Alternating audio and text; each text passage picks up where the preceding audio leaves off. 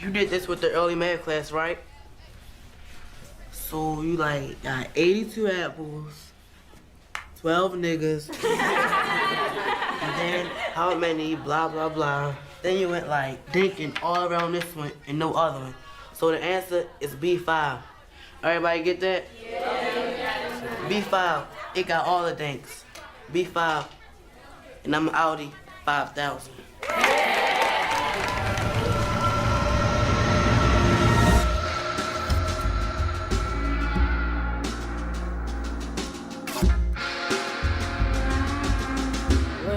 Alex Cottrell and Toby Huntingford present Caught on the Wire. This podcast is an episode-by-episode analysis of HBO's widely acclaimed TV series about the city of Baltimore, its people, and its many problems. Find more information about the show and all the episodes online at caughtonthewire.wordpress.com.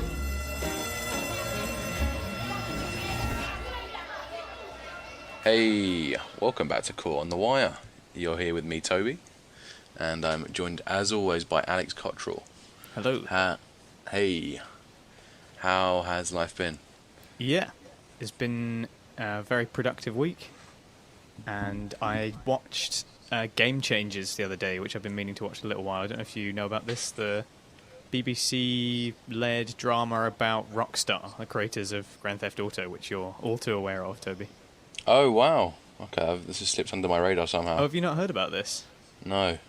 Okay, so the BBC have kind of led this feature-length drama about, you know, the birth of the Grand Theft Auto games, or kind of their heyday, and it focuses quite specifically on when San Andreas was being made, and the hot coffee scandal, and Jack Thompson, the lawyer who tried to sort of bring down the video game industry because they're evil and cause children to, you know, be violent. Supposedly, anyway. So it follows mainly Sam Houser, played by Daniel Radcliffe, and Jack Thompson, played by Bill Paxton. And, it's basically just follows this small chunk of the Rockstar history where they're acting very much like rock stars and going out and how they're getting ideas for the game and their sort of philosophy of game making behind the scenes of that, along with the behind the scenes of the other side of the coin, the people wanting to, you know, make the games illegal or sort of limit their ability to show mature content. And they have this whole thing with ERSB as well, and press releases and that side of it, you know. Wow. Rather than being about making the game to that sense. Well, I know what you're thinking. Like, that sounds fantastic. It's really like intriguing idea, and it's good that someone is doing a serious drama that's about the inner workings of game development and the legal side of it, and, you know, vision versus law and all this sort of stuff. So, but when you actually come down to it, it's because it's the BBC, and the BBC seems to have a real trouble with drama on this scale. It is a bit hammy, and it feels like it's been made by people that haven't actually played the game. But they've done a good job of getting sort of gameplay-esque material into the final product of the show. But it doesn't feel particularly authentic, and there's no characters in it except for like Sam Houser and Jack Thompson. They're the only two like characters. Everyone else is just a bit bland and nobody. They have all of these people within Rockstar, all like the top level people, including Sam's brother, and just none of them seem to have any real character. They're just there to serve Sam Houser, the man with the vision, you know. I mean, Daniel Radcliffe does a pretty good job, to be honest. I think he gives quite a, you know, mature and, considering the subject material, quite subtle performance, even though the writing isn't all that good. Yeah, but the rest of it is just a mix of intriguing and cringeworthy. Okay, cringeworthy, that's strong. No, I didn't. Obviously, I hadn't even heard of it. I then did not realise that it was a BBC production. There's one bit where they show. There's one bit where they show what is supposedly crunch time in game development, where they have to put together this scene that he wants in the game that ends up being the hot coffee scene that we see, where they're like, she's like, one character's giving another character a blowjob or something like that, and that wasn't allowed in the game because it would give it an AO rating, and they wanted an M rating from ERSB. So the crunch time sequence is these like close-ups of people working on their computers and furious tapping and sort of images flying across the screen of this like wireframe animation of someone giving a blowjob, and I can't figure out if it's meant to be funny or not. Because when you watch it, you just can't help but laugh. It's so ridiculous. But the rest of it is also serious that you're just like, where, I don't know, like, takes itself very seriously in this weird montage scene that just comes across as a parody of game development. Okay. No, that's what I will be watching it, but I know that the BBC does have a bit of a habit of being able to water drama down a little bit compared to other TV networks. Yeah, I'm sure there are really good writers out there that are capable of doing even better stuff, but somewhere along the line, the creative process is getting strangled, it seems. The BBC have more of a duty to kind of keep everyone happy as well, unlike a lot of other drama providers. So well, that's one of the key license parts of fee paying. Yeah, that's one of the most important parts of Game Changers is that it has no backing whatsoever from Rockstar. In fact, they hate it and like completely deny everything. They're just like, no, this is rubbish. Like, yeah, yes, it is. It doesn't feel like a particularly accurate recreation. So, it doesn't have that authenticity behind it to make it truly compelling, and it doesn't have the characters to make the actual plot side of it compelling either. So, I ended up as a bit of a disappointment for me. Okay. So that's what I watched this week. I might check it out. I may check it out at some point. But yeah, cheers for the heads up. I had no idea about that actually, considering it's like my favourite game series ever. I think it's worth seeing just for the sake that I can't really think of anything that's particularly like it. Yeah, but I'm not sure I'd want anything to be made in that way again if it was going to be about game development. Yeah. Worth a shot. No, certainly. Well, no, it's good to hear that you've been enjoying the video game telly.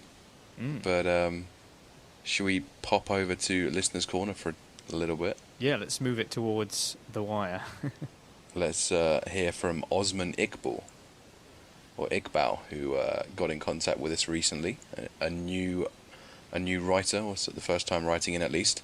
And he's been a listener since the very first episode, thoroughly enjoying the analysis and amazed at how perceptive the two of us are in picking things up, things that he hadn't considered. So thank you very much. Means a lot to us. And makes him realise how many points of discussion The Wire raises and how it fleshes out even peripheral characters. He can't think of a TV show that was ever done this as well as The Wire. Well, I'll read from his perspective now. I told my wife that I listened to a podcast that discusses the show and she thought I was mad. I guess for her, most TV shows are very much surface level and don't lend themselves to such detailed social and political conversations. Now, on to my questions. As we know, The Wire has really gained in popularity in the last 5 to 6 years, since it was released as a DVD box set and subsequent word-of-mouth recommendations.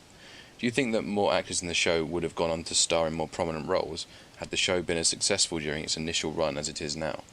We've seen the likes of Dominic West, Idris Elba and Michael K. Williams become very successful in critically acclaimed films and TV shows, but the same hasn't happened for the likes of Wood Harris or Hassan Johnson.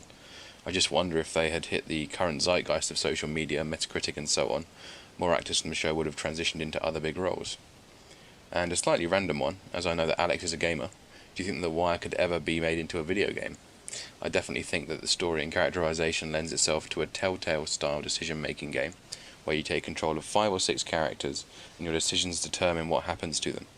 I doubt it would happen, as you'd need David Simon to write the story, but we've seen it happen with Game of Thrones and other TV properties.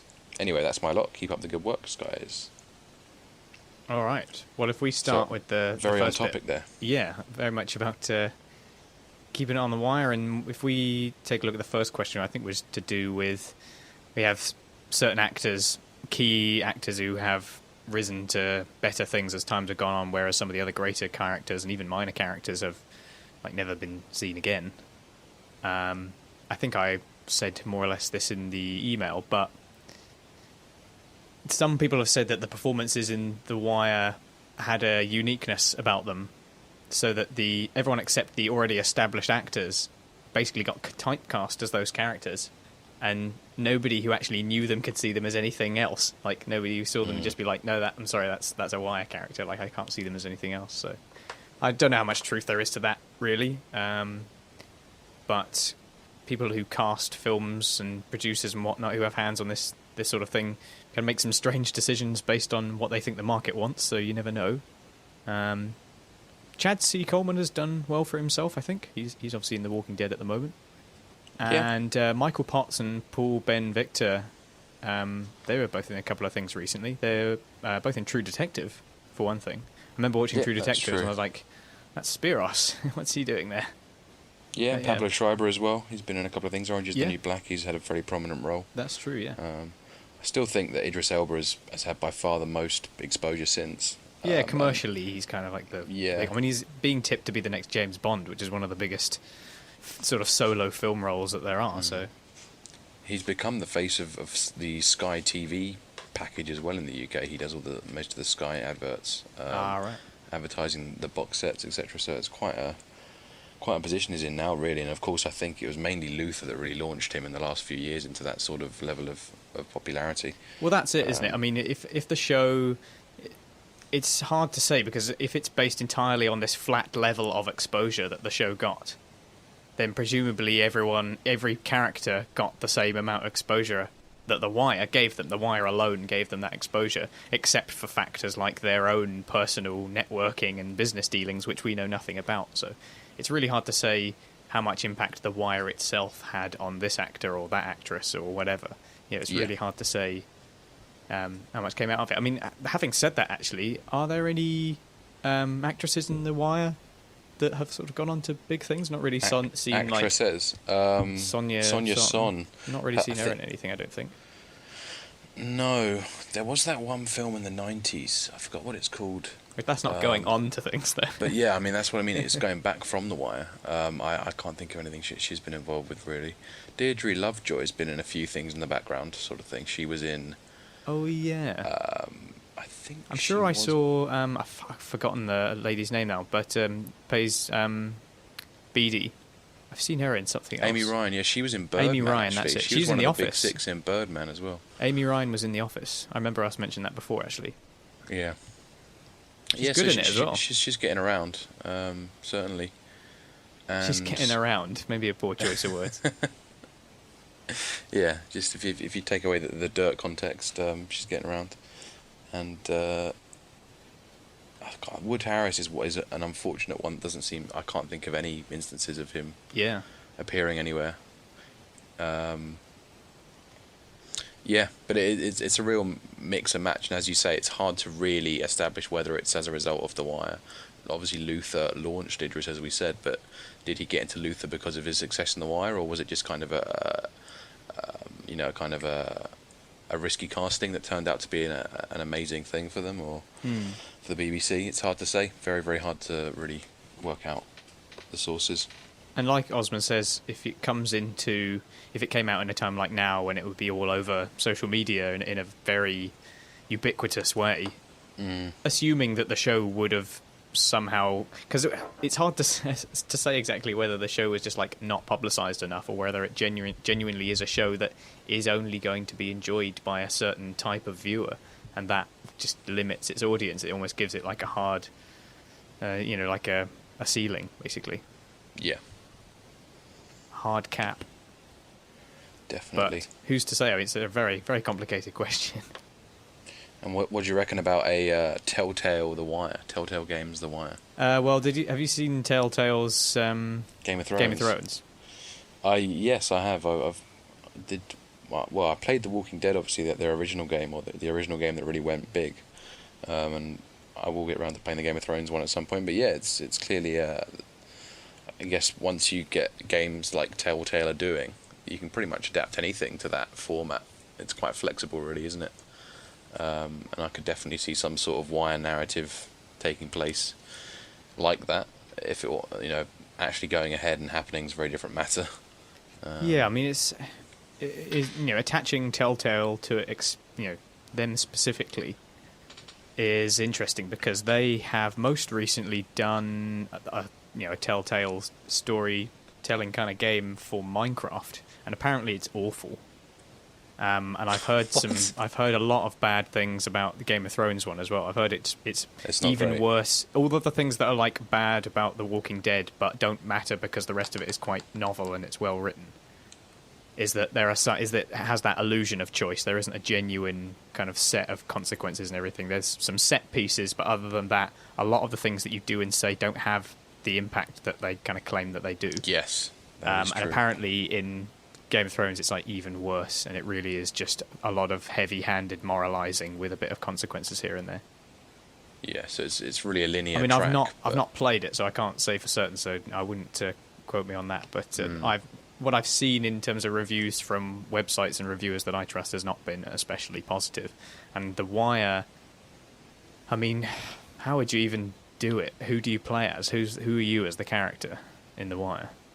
Because in Game of Thrones, you can make it about sort of time before or time after, and attach that to the lore.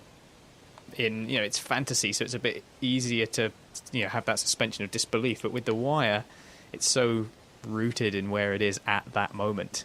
So you'd either have to make it out of the very characters of the show, in which case it complicates who you play as.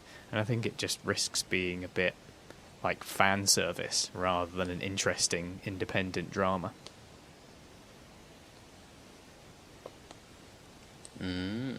What do you reckon? Yeah, I mean, I would have assumed that it would have had to have had its own set of plots, really, as the other Telltale games have had. And that it would be very much based on its whole morality thing, which The Wire does enjoy and Telltale Games does enjoy. But yeah, it would have to just sort of take a new trick. I'd have thought maybe bubbles would be a good option, or possibly sort of getting to grips with things in the pit. There's a few little scenes that I can imagine working well in that sort of game. But yeah, thinking about the logistics of it is tricky. I very much doubt you'll be able to get David Simon writing it, but you never know. Fuck the average gamer. Yeah. Yeah, I can't imagine it would be easy. I mean, I struggle to see how it would be doable. It's because you've got to make it fun. It's a game. It's got to be enjoyable. It can't just be fan service. It can't just be, look, it's The Wire in a game. Like, if you take a look at that video, there is a video called The Wire, the video game, and it's done in a sort of Pokemon Final Fantasy kind of fashion. But it's not gameplay, It's not you're not really watching a game. You're like watching bits of cutscenes and bits and sort of context specific events. It's not really gameplay in that sense. It's easy to come up with ideas for games, but to come up with something that actually has gameplay and is engaging and fun for a couple of hours is a bit different. You have to have stages and objectives and something to work towards. And if you're in The Wire and it's like acquire a certain amount of money or drugs or go and bust these people or whatever, I don't know, just where it has to actually cross the line from fan service to something worthy of being a game. That's the trouble with a lot of movie tie-ins and TV tie-ins, is that it's like, why does this need to be a game? They're just doing it to tie it to a franchise in order to associate it with something that's already commercially viable and commercially popular, and people will buy it based on that. Does it need to be a game is maybe not the question that's being asked. Yeah, very good points. Can't argue with them, to be honest. Should we quickly hear from Damon? Yeah. I think we might have to... Thanks for the email, Oz, by the way. Some great of course. Stuff there. Thanks very much. Yeah, look forward to hearing from you again. We might quickly have to go through Damon's and then perhaps answer the questions through the episode at the relevant points, because we are pressing for time. But so here we go, from Damon. Always found it a bit odd how Kima was so brazen to mess with Carcetti about the coffee pot. Fuck that, you finish a pot, you make the next one, is the word she speaks. I'd figure they'd all tiptoe around the mayor-elect more. Why do you think she felt so confident as to say that to him? I'm sure we'll have plenty to mention about that when we get to it, I'm sure. Yep. And also a secondary comment. Interestingly enough, the Ruth's Chris Steakhouse where Colvin takes the kids is right inside of a hotel in the harbour, where my wife's cousin recently got married. I was standing right there having drinks right behind where Colvin was trying to get them to take a picture. So that's actually a comment relating to episode 9 that we'll be doing next week, regarding the classic taking the corner boys for dinner scene. So it's always good to hear of Damon's relationship with Baltimore, and the ties he has to the place and the show. So again, great, and please keep them coming, Damon. Yeah, thank you very much. All right. Now, we'll jump out of Listener's Corner, and should we jump straight over to your recap? And we'll start tackling this episode.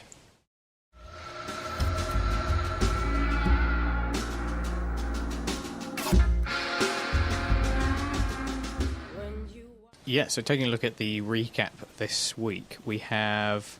It's in terms of strands, it is actually a bit more manageable. We've got the school, we have homicide, we have a little bit of the major crimes, a little bit of the Stanfield, and then the politics. And that's it. There's all the strands. We're not going into loads of...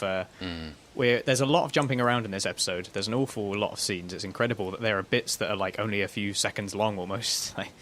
There's a lot of jumping around. But it goes between a smaller number of strands this week in terms of overall stories. Yeah. But there are a lot of sections, and some of them I've tried to make quite big in order to encompass full mini arcs in them, just to make it easier for us to discuss them. Otherwise, we'll make it a bit too piecemeal. But enough of the describing of the recap. Let's actually take a look at it, and we'll start with the school, and we'll also start with the very first scene. So Prez sets his class a problem requiring division of apples between people. Randy is distracted by his classmate Calvin. Prez asks Calvin the answer, and Calvin guesses correctly, and explains his rationale to the class. When going through the problem with the previous class, Prez tapped the correct answer several times, leaving chalk marks around it. After school, Randy walks home with Michael and Bug, and Michael quizzes Randy about how he was able to return to school. Randy keeps quiet about his involvement with the police. Michael warns him about getting involved with authority figures, and Randy tells him it doesn't matter as his foster mother, Miss Anna, now has him on a short leash. The next day, Prez takes his class through their state test, and Calvin and Charlene struggle with the change in the particulars from their practice work. Dookie is able to apply the skills he learnt to the new problem, and when he tries to explain it to Charlene, she storms out of the classroom. Okay, so yeah, a few little school sections there. Yeah, like the introductory school bits, mostly revolving around the test that they have to take. But that opening scene is quite intriguing. What did you think of it as a way of opening the episode? Yeah, so it's a nice... They always have to find something a little bit separate and with its own message, I think, as the opening scene they always do. And obviously, they're just reiterating the whole thing about the distance between the kids' knowledge and the curriculum. And, you know, showing off here that Calvin is smart, but not necessarily by conventional measures. But he's, you know, achieving the same result through a different set of skills. And he clearly showed to be perceptive enough to see that these dinks in the board, or these little dots, indicated where Prez had marked it earlier. And yeah, just showing the system up using a different, but I guess arguably more sharp method of reaching the answer, and making quite a performance of it too. The way he sort of went up there and made the big act for the class in quite a hilarious way. It was a good opening, absolutely. Yeah, they're these weird stories that are being used as context for maths for some reason. Yeah, like, Rashad and the handing apples. out apples and like some of them are rotten or whatever, but he wants to It's share always them been out like evenly. that, hasn't it? It's always been like that. It's very strange. I mean, for starters, can you see many of these kids handing things out evenly? Yeah. They would just be like, "These are my apples." Maths with a dose of sharing. Yeah, so it's weird. Trying to encourage sharing as well, which is in itself alien. They're not really explaining that bit, but there's a potential moral lesson in this, but it's not really happening. So it doesn't relate to our world. Yeah, it's not a relatable thing for them, and that's the scene in itself there, right there, isn't it? Really, just this gap between knowledge and curriculum, certainly. But I also like that it tied into the later scene where they're talking about what makes a good corner boy, and they talk about there's always people watching you, and that's what's happening here. The kids are using their understanding of attention to detail to outsmart Prez. They're always watching him. They're watching what he's doing and when he's dinking around this. They're not listening to the maths. They're watching him in that terms of what is his character, how does he carry himself, what does he do. These are the things that they learn about one another in essentially in preparation for the street. Yeah, and they use it on Prez. Yeah. And it's a different set of skills, arguably, as you say, more sharp. And just a really good way of putting that through.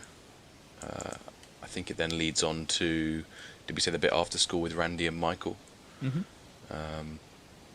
Randy obviously ducks his involvement with the police, just kind of plays dumb about whether or not he owed Miss Donnelly anything or did something in return. Yeah. Fortunately, he does have the fact that it's been essentially dropped, that he's able to come back.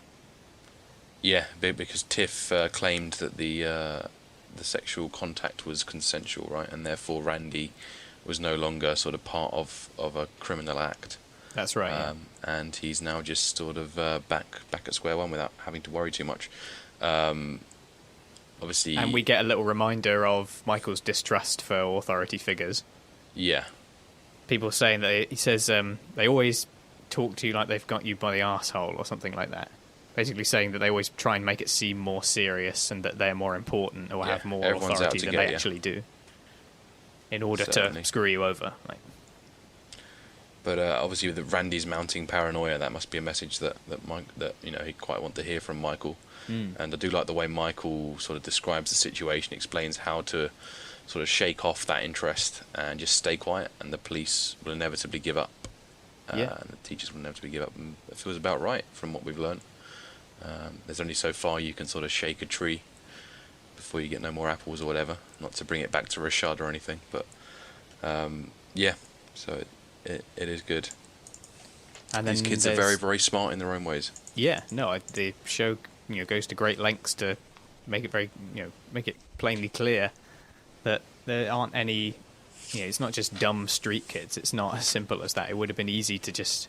Well, I mean, it might have been easy, but it would have also been horrible to write just a load of dumb kids, basically, and they don't understand, and they got the street, and all they like is violence or whatever. But no, it's it's really powerful in how lost these kids are and how forgotten they are by the system. The system's there supposedly to look after them and push them in the right direction, but it can't even see its own problems, essentially. And that's obviously a very common theme in The Wire. It can't even see what's wrong with its own system, whilst defending itself really, really heavily.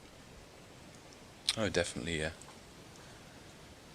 Yeah, and then we see Michael mention the idea of the leash, which is something that Randy should really be quite thankful of, as Michael reminds him. The fact that Miss Anna does care so closely for him and does impose strict rules on what he can and can't do. It's a bit of a rarity from what we've seen in this neighbourhood, and it's just a shame that this won't quite save him from the clutches of Herc a little bit later on. Of course, Miss Anna would believe that any sort of police authority figure would be probably a good person for Randy to be around, but not so much coming up soon.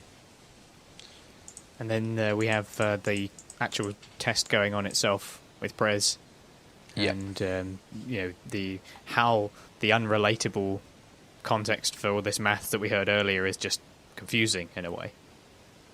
It just makes things harder than they need to be, rather than it being about the maths itself. They're just struggling to understand about 1/3 of a car, and last time it was a different object, and now it's a new object. Like, they provide all this context as if it's important, but it's not. It's meant to be about the maths, and it makes it confusing because it's not relatable.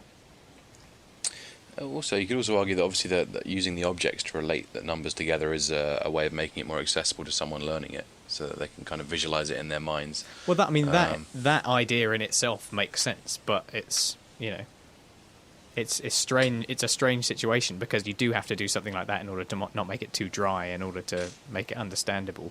But they're putting it in a weird context, so it doesn't work. It essentially makes it confusing, I think. Yeah, Dookie's obviously the one who can. It's got a little bit more of an intuition and sees that it's a third of all the cars rather than just this third of a car, which is very hard to conceive of.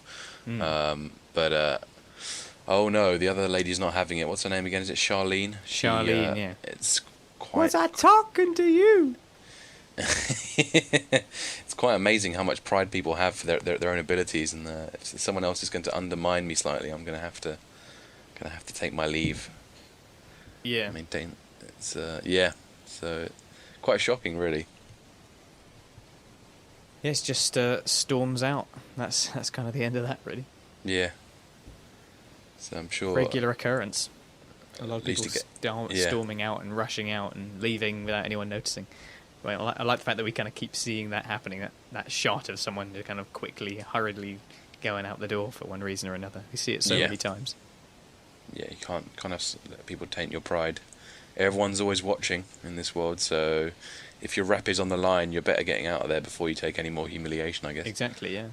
But yeah, nonetheless, it gave Dookie a good little chuckle, and the rest of the class.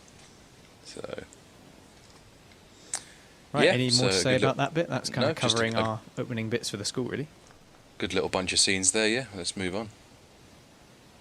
Okay, so Colvin continues his discussion of what makes a good corner boy with the special class. Zenobia is insistent that a beating for anyone caught is the way to prevent stealing. Darnell suggests that proof is needed before a beating, and instead he suggests making the worker pay you back, and if they complain, then you know they are stealing. Colvin asks why the beating is necessary, and Darnell and Marquis tell him that someone is always watching on the street, and you cannot appear to be weak. Naaman tells Randy and Michael about the discussion on their way home from school. Michael asks Naaman if he's coming to the gym. Naaman tells him he has to work on selling off the rest of his package. Dookie remains in class after school playing on the computer. And when Delonda catches her son Naaman working on his package in his bedroom, she angrily tells him that the police could seize their house if the drugs are found, and insists that he hands the task to a lieutenant. So we have our interesting conversation, and then Naaman telling the others about it, and then him moving on to work on his package at home, which his mum is not too pleased about. Yeah, sure, and obviously the stuff with Bunny's class and the titular corner boys. That's right. It's rather fantastic what the corner boys, particularly Naaman here, are able to convey in this episode very eloquently, as well as Bunny realizes what it is that will get them excited and get them, excited in a kind of academic sense about school and the other things, and it's making sure that what they learn relates to their interests and what they know. And he asks them, how do you be a corner boy? They're just very basic, straight to the point, and they pretty much get all day occupied, and it's clear that they really understand their place in the world very well.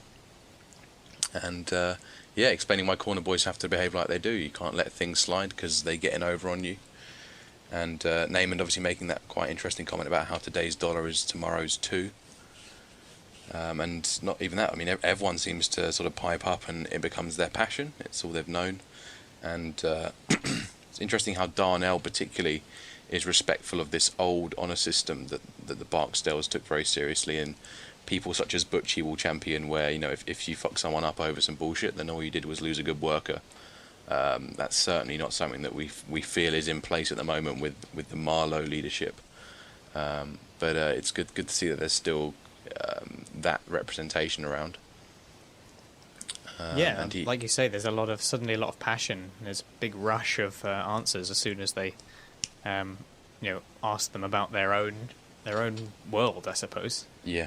There is an unveiling in a way that with other classes they might try to cover that up, or get them to be quiet about it and move on to the lesson. There's this lesson is actually about that thing that we're trying to hide, trying to pretend isn't there in a way.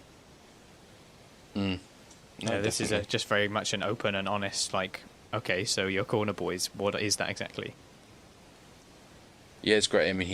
It's always these two academic, Parenti and the assistant, that seem to try and do most of the breakthrough stuff.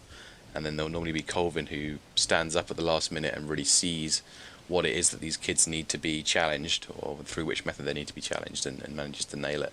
Yeah, and that's true. That seems to be a recurring theme in these sessions here. He turns them into really quite articulate kids now that he's gotten through to them. So really, really good progress as far as this episode's concerned with this group.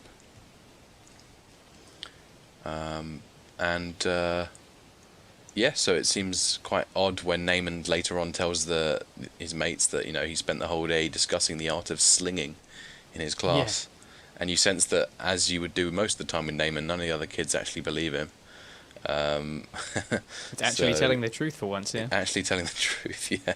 Not just talking big, not just crying wolf. I feel like it's also worth mentioning that on our theme of education throughout this whole season, but we get a good example of it here, because we have the kids learning and applying school knowledge. I suppose I should have mentioned this earlier, really, but we have the kids learning and applying school knowledge in the test. And obviously we have all of this going on here with the other class. There's like the 3 classrooms. We have what's going on with Prez and their state test. We have Colvin and his special class, and they're learning about corner boys. But then we also get that intercut with Snoop and Chris, who are teaching these new initiates about the actual street craft itself. So we kind of have these 3 classrooms throughout this episode, and all of these scenes that we've had here so far are like intercut with bits of Snoop and Chris as well. Yeah. So it's nice that the 3 classes are all put together in this episode. It's very nicely laid out. No, definitely. Yeah, there's a real strong emphasis on the learning, and as this is the education season, it sort of feels almost like the centerpiece episode of it. Yeah. Well, I mean, you have the kids who are kind of like off the corner and are not corner kids that are with Prez. We have the corner kids who they're trying to help move away from all of that with Colvin. And then you have the people who are on the corner and are doing exactly that and are very much in the thick of it with Snoop and Chris. It's like the 3 levels of where they are as corner boys. That's a very good point, actually, yeah. Kind of at the different scales of corruption, I guess. Yeah, very, very good observation. And then we have the bit with Delonda and Namond. And she tries to instill this thing that he needs a lieutenant, and can Namond apply this knowledge that he's been talking about in the class with Colvin to his supposed real slinging. Yeah, I mean, Namond really is getting very sympathetic these days. Like, he just can't take a correct step, really. Delonda is just incredibly harsh and always seems to inflict a new rule. No viling up at home now. Don't you dare bring your work home. And, got to find yourself a lieutenant. And to be fair to him, he does a pretty good job. He seems to, I know we're jumping ahead a little bit, but he really does give a good talking to Kennard in a very Kingpin-esque way, even if it is just on Namond's terms. But it's kind of tragic again to see this constant harsh rule making from Delonda. And I like how they intercut this with Dookie, who's with his father figure in the form of Prez. And I think they kind of intercut it with the puzzle games on the internet, don't they? That's right, yeah. About Dookie cheating. That's it, yeah. Which again is this lateral thinking thing. You're always finding ways to get around the system, which is a very common theme amongst these kids from the corner. But yeah, it's good to see these boys getting up to their daily tasks. Yeah, I'm seeing the kids actually energized and excited to talk about something in school. Yeah. Right, should we move on to the next section? Yep, sure. So Michael gets home to find that his mother has sold his groceries for drug money. He gives her just $10 when she tells him she's going out, and she threatens to take the DSS card from him. He calls her bluff and insists on keeping the card. When Michael gets home from the gym, Bug tells him that his father has returned, and Michael is dismayed and repulsed when the man goes to touch him. He shares a disbelieving glance with his mother, and he confronts her, telling her that she has broken her promise by allowing Bug's father to return. She's unconcerned and tells Michael that things are going back to the way they were, and that Bug's father will now hold the DSS card. So seeing a bit more of Michael's home life this time, and how it gets very dark. Yeah, it's really, really depressing. Michael is essentially the breadwinner. To some extent, he holds the card, which I assume is it social security or social services, something like that? I assume it's where your welfare payouts go on to or whatever. Yeah. Michael has to be the one responsible for that. He's the man of the house. He's got to look out for Bubs, clearly, and what he is aware is a very unsafe environment, especially with this father home for this kid. And supposedly there's something going on there. Thing really drops here when we see how much weight there is on this young man's shoulders, and then how devastated he is to see his father. It kind of all clicks into place. And obviously, before the dad even comes home, he comes home from school to discover a couple of things that would give anyone angst. Firstly, that his brother's being fed raw super noodles. Yeah.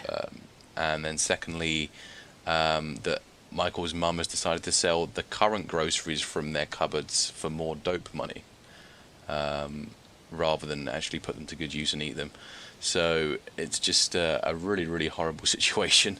No wonder Michael wants to hold on to the DSS card. And then, of course, they drop the extra bomb on our heads when we find out that the real man of the house, the father of these kids, has come out of prison despite a promise from the mum that he'd never come back to them. Mm-hmm. And there is even a brief sympathetic look from Michael's mum, actually, just for the first bit when he arrives, and kind of strokes his face as he comes back to the house. That there is this sort of look of remorse from Michael's mum, which is pretty powerful and really speaks volumes about how awful this man must be. But still, the decision has been made, and it shows just how far people will go for their drugs. Mm. Oh, definitely, yeah. And the real damage that it has on this family here. So yeah, it's very, very dark. And obviously, interestingly enough, it's quite an ominous darkness. There's never really any explicit explanations, and that's not just unique to this episode. It's all of this arc, really. Nothing is really spelled out. There's just this real atmosphere of kind of a scarred history, and just sort of feigned friendship between these family members, covering up some sort of wound, and it's never really spelled out. I don't know what you thought the first time you saw this family dynamic when you watched the show, what assumptions you made, but yeah, it's obviously that there's some sort of abuse going on is what we can assume, really. Yeah, it's not spelled out at all, which is very much in keeping with the ambiguity of The Wire. I mean, it is never expressed ever, but you can pretty much figure it out as the story goes along. But and obviously the fact that it is unspoken just highlights how unspeakable it is itself as an act. It gives it much more power, doesn't it? I think it does. Yeah, absolutely.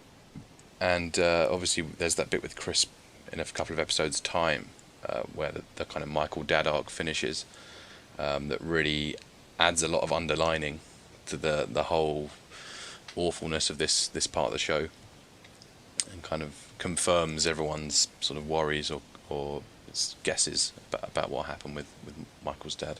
And we also don't know how much Chris assumes at the time. Yeah. So, but we'll come to that. So yeah, it's that's just very much a bit more of Michael's home life, and it just gets worse as far as we've seen. Yeah, definitely. And things are supposedly going back the way they are, but Michael is just not going to have any of it. He's clearly going to do anything to safeguard Bug and ensure that he's not trapped in the same old scenario. And later on, as we'll see, his distrust seems to become even quieter around someone like Prez, for example. Yes, which is one of the most tragic parts of it as well. But yeah, we'll get to that shortly. Well, there's another section here. It's just a short one here, because we're going back to the special classroom. So in special class next day, an energized Naaman raises the hypocrisy of a system that promises to reward him for good behaviour when it fails to live by its own rules most of the time. Darnell points out that even Colvin's police work focused on drugs, so in a way, drugs paid Colvin's salary. Zenobia claims that the street life is just part of the larger system. So it's a continuation from what we saw before, where it's gone from them talking about what makes a good corner boy to, almost ethical, philosophical implications of the world that they're living in, and they underline the hypocrisy of the very adults in the room. Naaman does act as a little bit of a mouthpiece here, maybe, when he's talking about things like cigarettes and alcohol. I think he mentions Enron as well. All sort of very big talking points in the war against drugs, and sort of general comments about greed within society. But yeah, it's all about the hypocrisy against the corner boys and the outrage that comes with something that is, in the grand scheme of things, minor in its individual effects.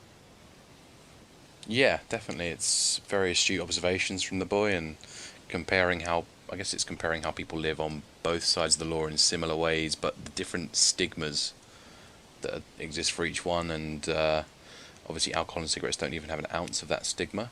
And he claims that drug money pays a lot of government salaries. But yeah, I know what you mean, that Naaman is kind of the one who's shown to have the insight here, and that the other kids don't really, that there's not really a sense to make things equal amongst them, which may have come across a little bit better. But they really are trying to get us on Naaman's side here, so I understand why. And I think, funnily enough, this might be the first episode where he's really spoken honestly about something. He's not having to tell lies or put up some facade to defend his pride. He's just sort of getting to the heart of an issue right here, as sort of milked out of him by Colvin. So, well, I think that candid way in which he speaks in order to present a heavy point about something is very much like Colvin when he's done the same thing. When you were talking about before, when he steps in at the final moment after all of the sort of analysis and talking about certain bits has been done, where Colvin realises where they need to be challenged and they need to be, brought up on a particular issue in a very honest way. That's what Naaman is doing back to the adults. And I think Colvin sees that within him, and that's what ends up creating a strong bond between the two, I think. And when we see later on Naaman getting help to do some public speaking, or whatever it is exactly that he's doing. yeah, no, definitely. So this is the start of that, in a way. It's the showing of Naaman's potential and where he can be really bright, and is not just, far from when he's just being like a scared kid. He actually... he is actually capable of some smarts. Yeah, he's got a lot of potential there that just needs to be harnessed. And yeah, it's great that Colvin does take him under his wing, and we can only assume that he goes on to great things. People still make this weird Clay Davis connection between the two of them, that he's destined to be a corrupt senator. But I think if people think back to this scene particularly, this might be one of the better examples of where the potential might be for Naaman. And public speaking is also alluded to in season 5 in his sort of cameo appearance there. So unless it's in classic Wire way, is showing that even the most corrupt characters once believed all of this moralizing. They once, genuinely lived by those rules or thought that they were ideals, and even people like that can fall to the lowest depths. That wouldn't surprise me if the Wire was somehow making some attempt at that, even if unintentionally. Yeah, so it's a sort of Carcetti thing of innocent ideals always end up corrupted, sort of thing. The general kind of cynicism. Yeah. In general.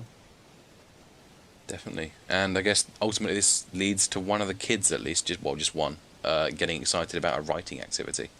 It's great how everyone's so pleased to be discussing something that's so relevant to their lives, but then of course once they're asked to write down the rules to the whole thing, it's sort of it becomes a lesson task now. We're out of here. But Naaman is very much on it, and he's very, very enthused. And Colvin asks the question, can you actually do it together? Is there something that you can work on together? And of course this will lead us into the kind of 3D jigsaw puzzles that each team will have to, they'll break into teams and do those next week as their idea of team building. So let's move on to the next bit. Prez discusses his class difficulty with the test with his colleagues. They reassure him that performance is low across all subjects, and Mrs. Hanson and Mrs. Shapiro tell him that he must follow the curriculum. Grace Sampson is there as well and tells Prez to spend some time teaching the test and some time teaching more accessible subject matter. Later at lunch, Prez watches Dookie show Crystal and her friends how to shop for jewellery on the internet, and he notices that Michael is despondent at the back of the class. Calling him over, Prez asks if Michael is okay, but he declines to confide in him. Prez leaves his offer open and suggests that Michael could talk to the school social worker. Michael goes to pick up Bug after school, but learns from his teacher, Miss Ella, that the father has already taken him home. Michael runs out of school after them, and he finds Bug doing homework with his father and insists that Bug stay away from him. So this is all post-class, basically. Or it's sort of, we have a bit of lunchtime, but post-class. This is outside, very much stuff outside the classroom here. So Prez is talking about the difficulties with the test with the colleagues, and we get a bit more of those jaded viewpoints about it. It's not about the kids; it's about you surviving. And that's yet another person finding their, the true identity of their place in this system, and being pretty horrified by it. And yeah, it's this self-centered thing. It's actually about you. If you have any hopes of actually wanting to carry on teaching kids, if this job's got longevity for you, you're going to have to prove yourself. And by doing that, you're going to have to teach for the test. You're going to have to show results in a place where there's not really much hope for any learning. And Sampson tries to soften the blow, doesn't she? She sort of says that, you can teach off the curriculum to some extent, but you've got to find a middle ground. You've got to sort of satisfy Donnelly by always having a question on the board directly from the textbook. You just got to find the right balance, and that's the only way to couple up progress with a little bit of satisfaction for yourself. So it's some harsh truths for Prez. And we also get a little snapshot of how the computer that Prez brought up is benefiting the class, and they're appealing to their interest again, looking up jewellery on the internet, something that Dukey can do and be involved in, which I'm sure he's very much enjoying. Very much a good time for Dukey at the moment, in a way, in the classroom. Or at least as good as it gets for a kid in his position. Yeah, definitely. He's found himself, hasn't he? He's a lot more comfortable, we sense, than he was at the start of the show. And then, as we mentioned before, there's Michael, who is now even more, retracted in a way. Yeah, he's clearly at this point not able to. He's always got a bit of a sour face on. He's always got some problems to deal with, but it's very obvious at this point. He's almost head in the hands at the back of the class and in depression sort of thing. And Prez, very endearingly to his credit, tries to reach Michael here, and there really isn't any budging. And we know that he can't trust those authority figures. He shirked Colvin, of course, a few episodes back in a much more forceful way, I guess, when he walked out of the car. And it's just so unfortunate that despite all these problems he needs help with, the very source of those problems led him to distrust any sort of authority, particularly male authority, I guess, and that's also the very thing that's stopping him from getting that help he needs.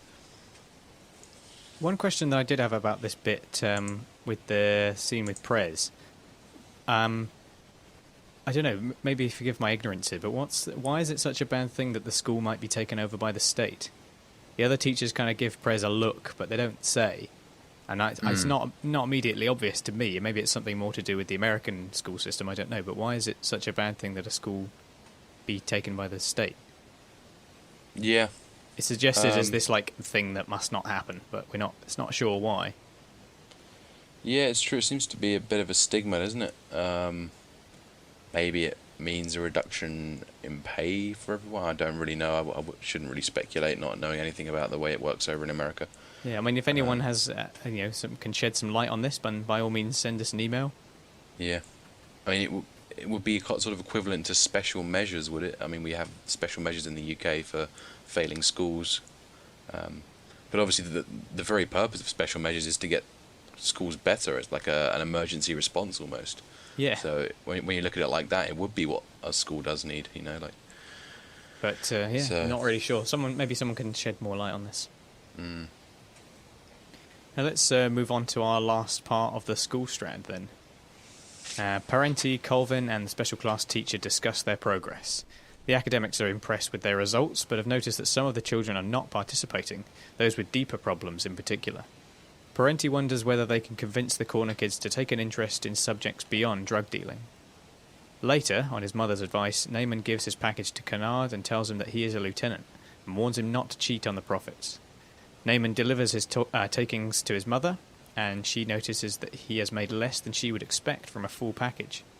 He blames his territory, and she leaves to convince Bodhi to give Naaman better territory, ignoring Naaman's protests. So starting with a little bit where they are discussing how they're getting along with the special class. It's nice that the extra layers in the background continues here, intentional or otherwise. Whilst Colvin, Parenti and the specialist teacher are discussing the kids, they walk past a poster that has qualities of a good leader written on it. And that kind of reminds me of, firstly, where we have them talking about what makes a good corner boy and what makes a good leader, in the sense that how do you treat people who wrong you. And then we have the other side of it, Namond, having to be the leader with his own lieutenant and using what he knows about projecting authority on the street with Kennard.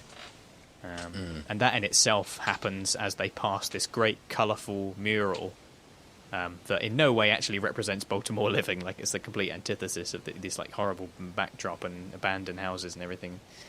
Then there's this bright, colourful mural that doesn't reflect real life at all. So it's nice that there's just all these extra bits in the background reinforcing what's happening on screen, even if even if they may not have been put there on purpose. It's just little threads that you can sometimes tug on when you're watching it. This gap, yeah. Definitely, yeah. And I think that mural is in the opening credits, isn't it? It's one of the... It is, the main shots. Yeah. No, very, very good. I guess the stuff with Namond and Kennard is next, where Namond, as I mentioned before, is doing a pretty good job to set these boundaries here with Kennard. And... it almost feels like his exercises in Colvin's class, where he could kind of deconstruct what he does as a drug dealer, sort of made it easier for him to see the differences in the roles and to explain to him how it's going to work. And he knows that Kennard is accountable only to him and to the big boss man Marlo, whose product he takes. So obviously this isn't good enough for Delonda, who is now pushing Namond completely without understanding any of the reality of the situation. She's not willing to stick her toes in for 1 minute. She's just going to make some assumptions, and she doesn't seem to have any concept of how ferocious the streets have become compared to when Weebay was obviously in his height. It's just this very, very shallow consideration of what a man of a drug family has to do, and we can only imagine how embarrassing it must be for Bodhi and Delonda to have another conversation here.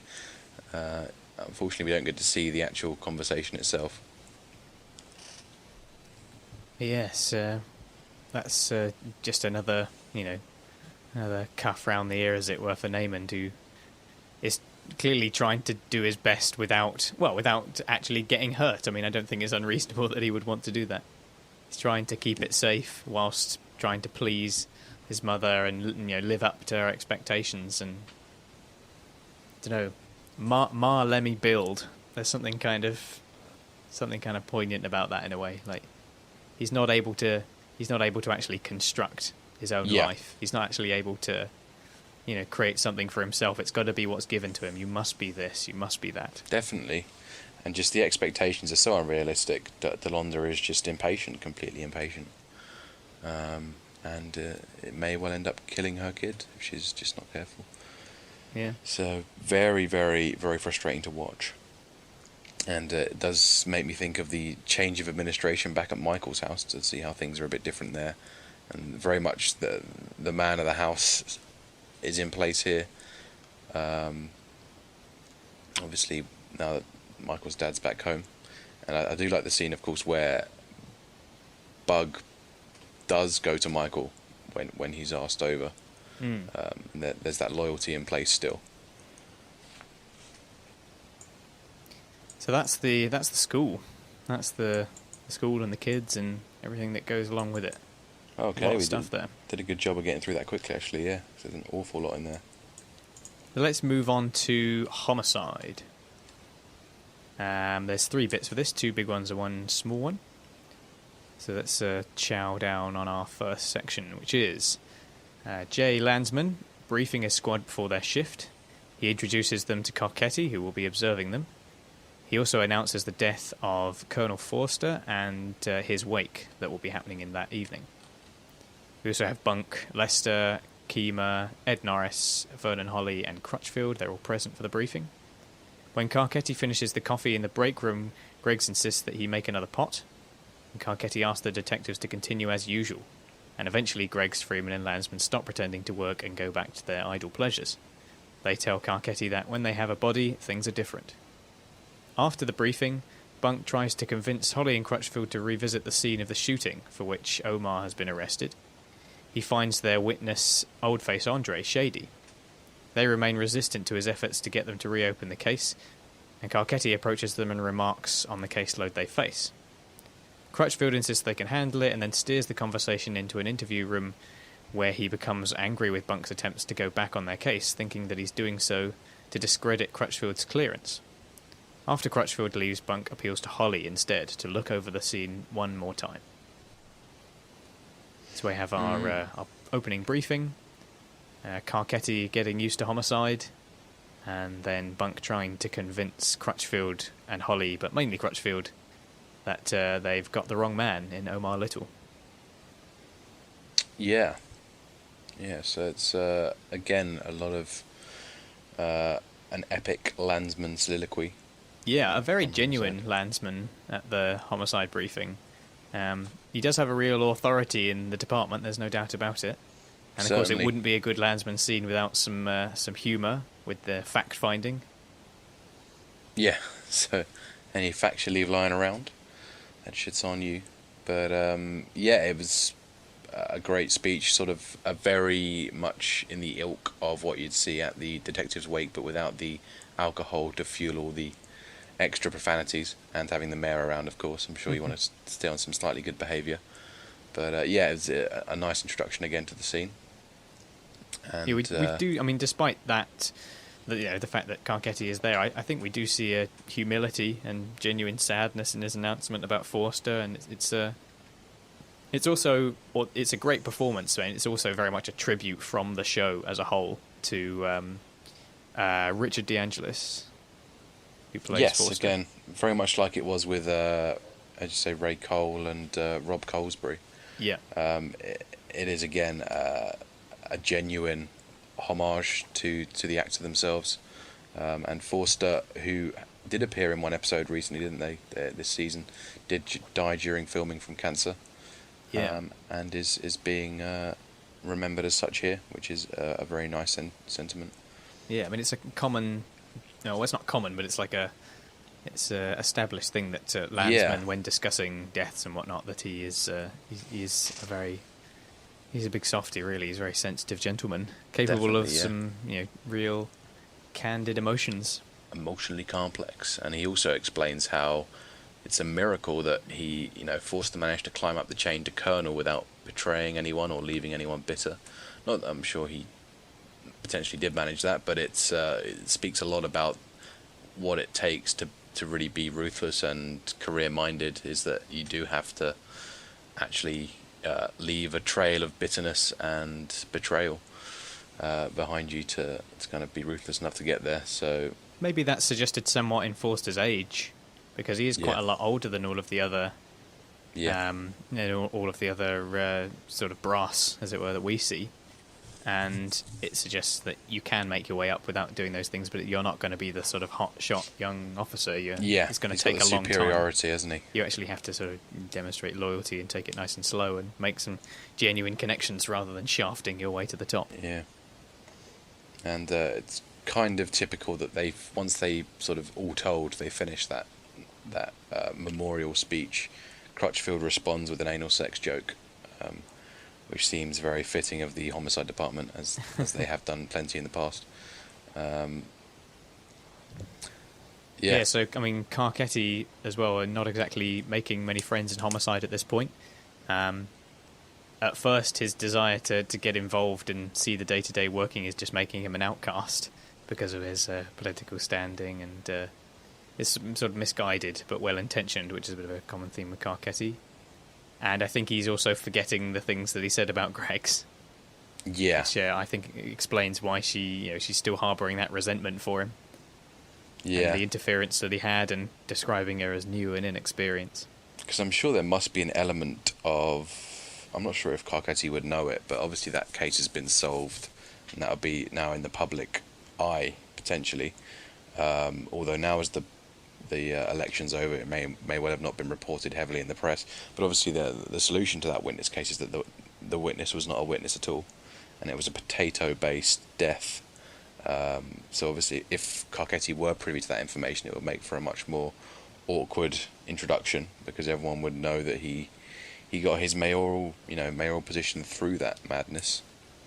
But I think mainly, as you say, it's just sort of stemming from that sort of manipulation he made regarding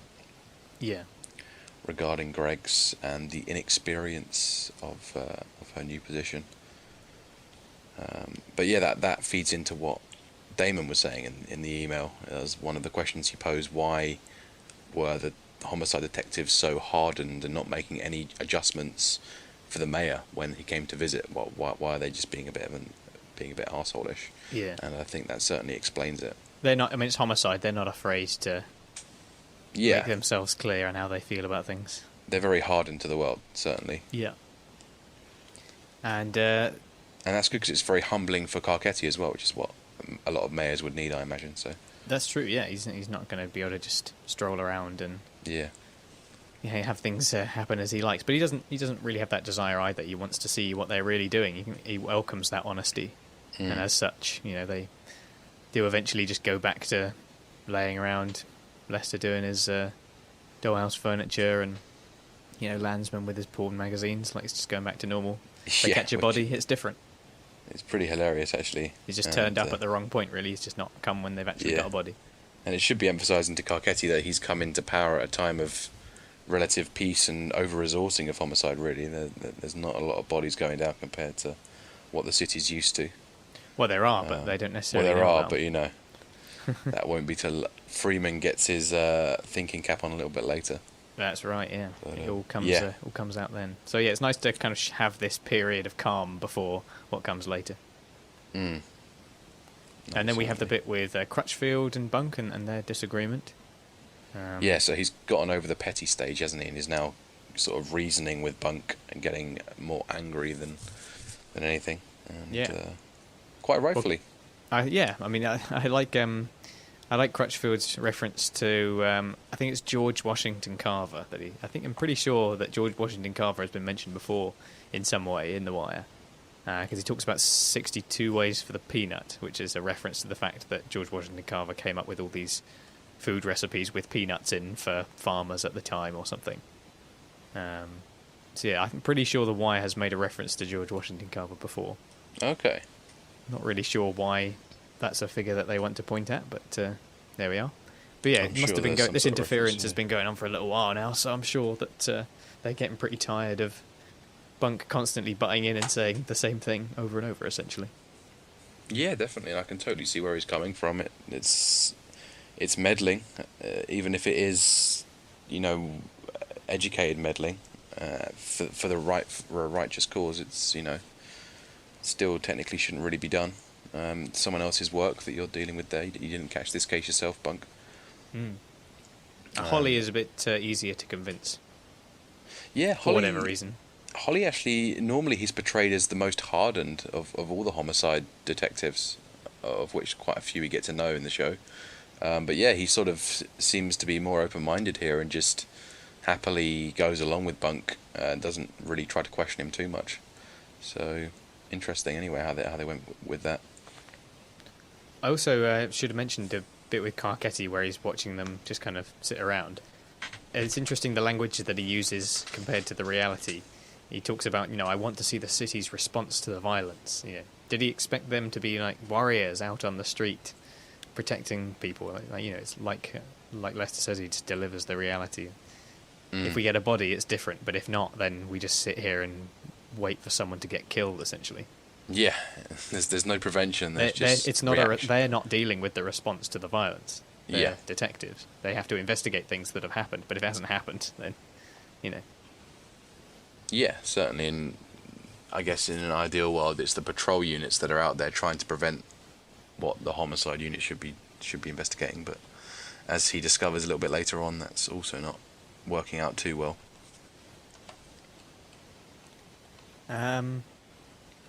And yes, that's about it, really, isn't it? Yeah, we kind of ended with Holly being a bit submissive or open-minded, whichever way you see it, about wanting to go along with Bunk.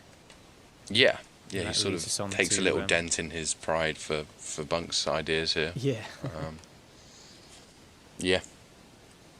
Right, and then I guess we move on to the wake, do we? Yeah, there's a very short bit for the wake. So at Forster's wake in the bar, Bunk is so drunk he runs outside to vomit, and upon returning he is disgusted to find his old partner Jimmy McNulty drinking club soda. We also see Daniels, Eileen Nathan and Perlman, who are also in attendance, amongst others. Yeah. Just a short little bit for the wake, basically. Yeah, and it really is a short wait compared to Ray Cole's. There was a really big build-up actually for Ray Cole's. It's one of the really epic scenes of the show. Obviously, we're just thrown straight into the middle of the song, into the middle of Body of an American. And yeah, just singing the Pogues, getting pissed, the normal affair. Yeah, they don't do the whole big build-up like they did with old King Cole. Yeah. I guess, again, that speaks to that, that's just what The Wire does. It's once you've learned something, there's no need to repeat it. Although they do make a bit more of a big thing about the season 5 wake, which is McNulty's wake. And that's perhaps actually the most tender scene in the show, where it kind of comes closest to sort of emotion, if that exists in the show. But yeah, it's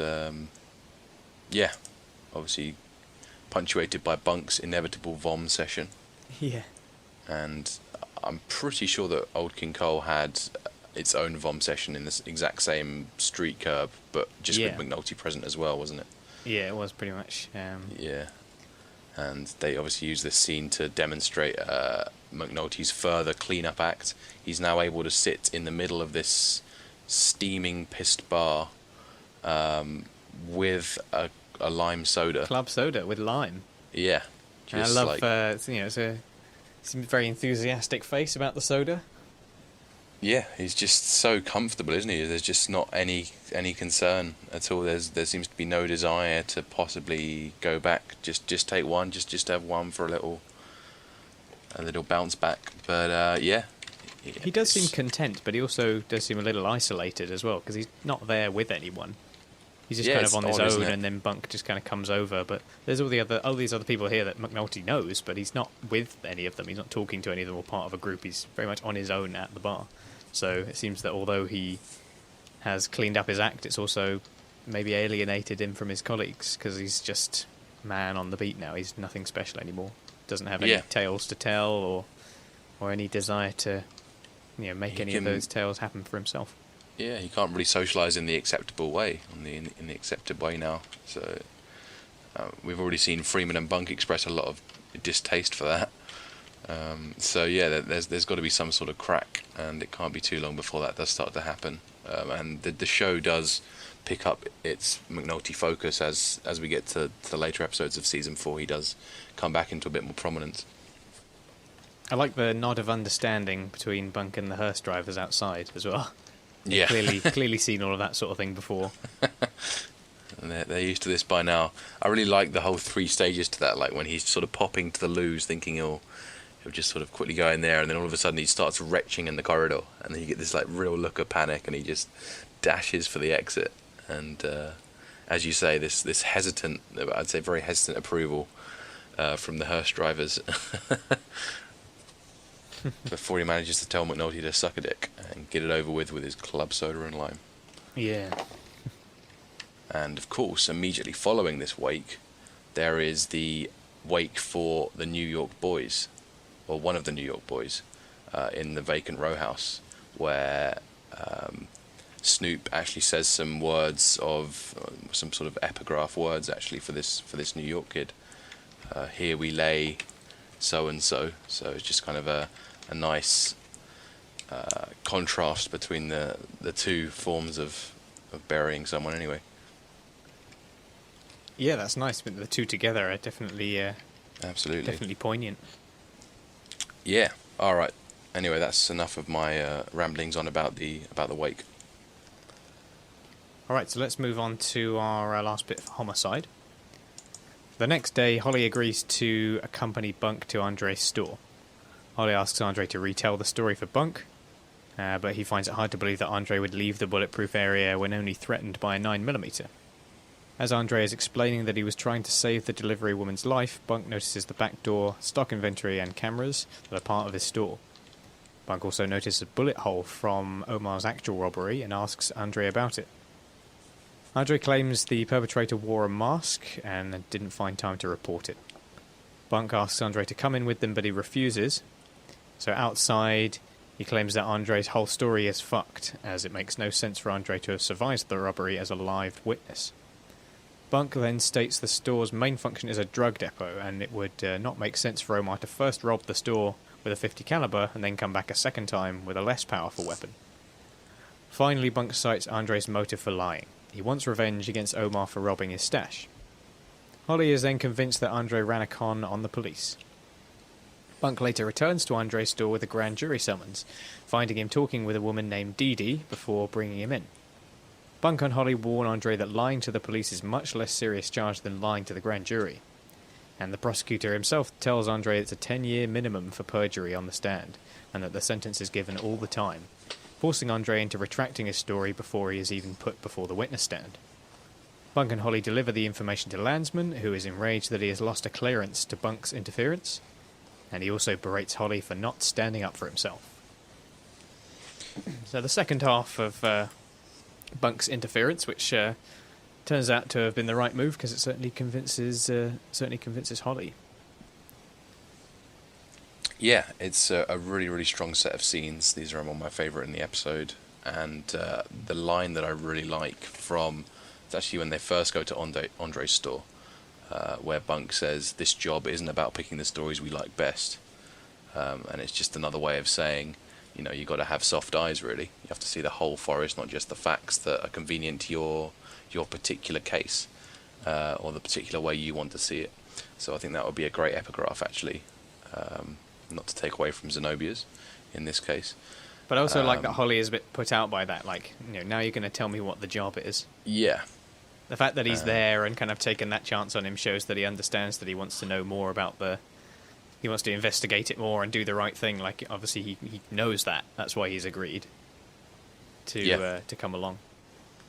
And, you know, he does say that, but you can tell that he understands, because in this situation, Bunk just made more astute observations than either Holly or Crutchfield did, and he totally touches it, as it were. He understands that in this case, Bunk did kind of need to tell him that.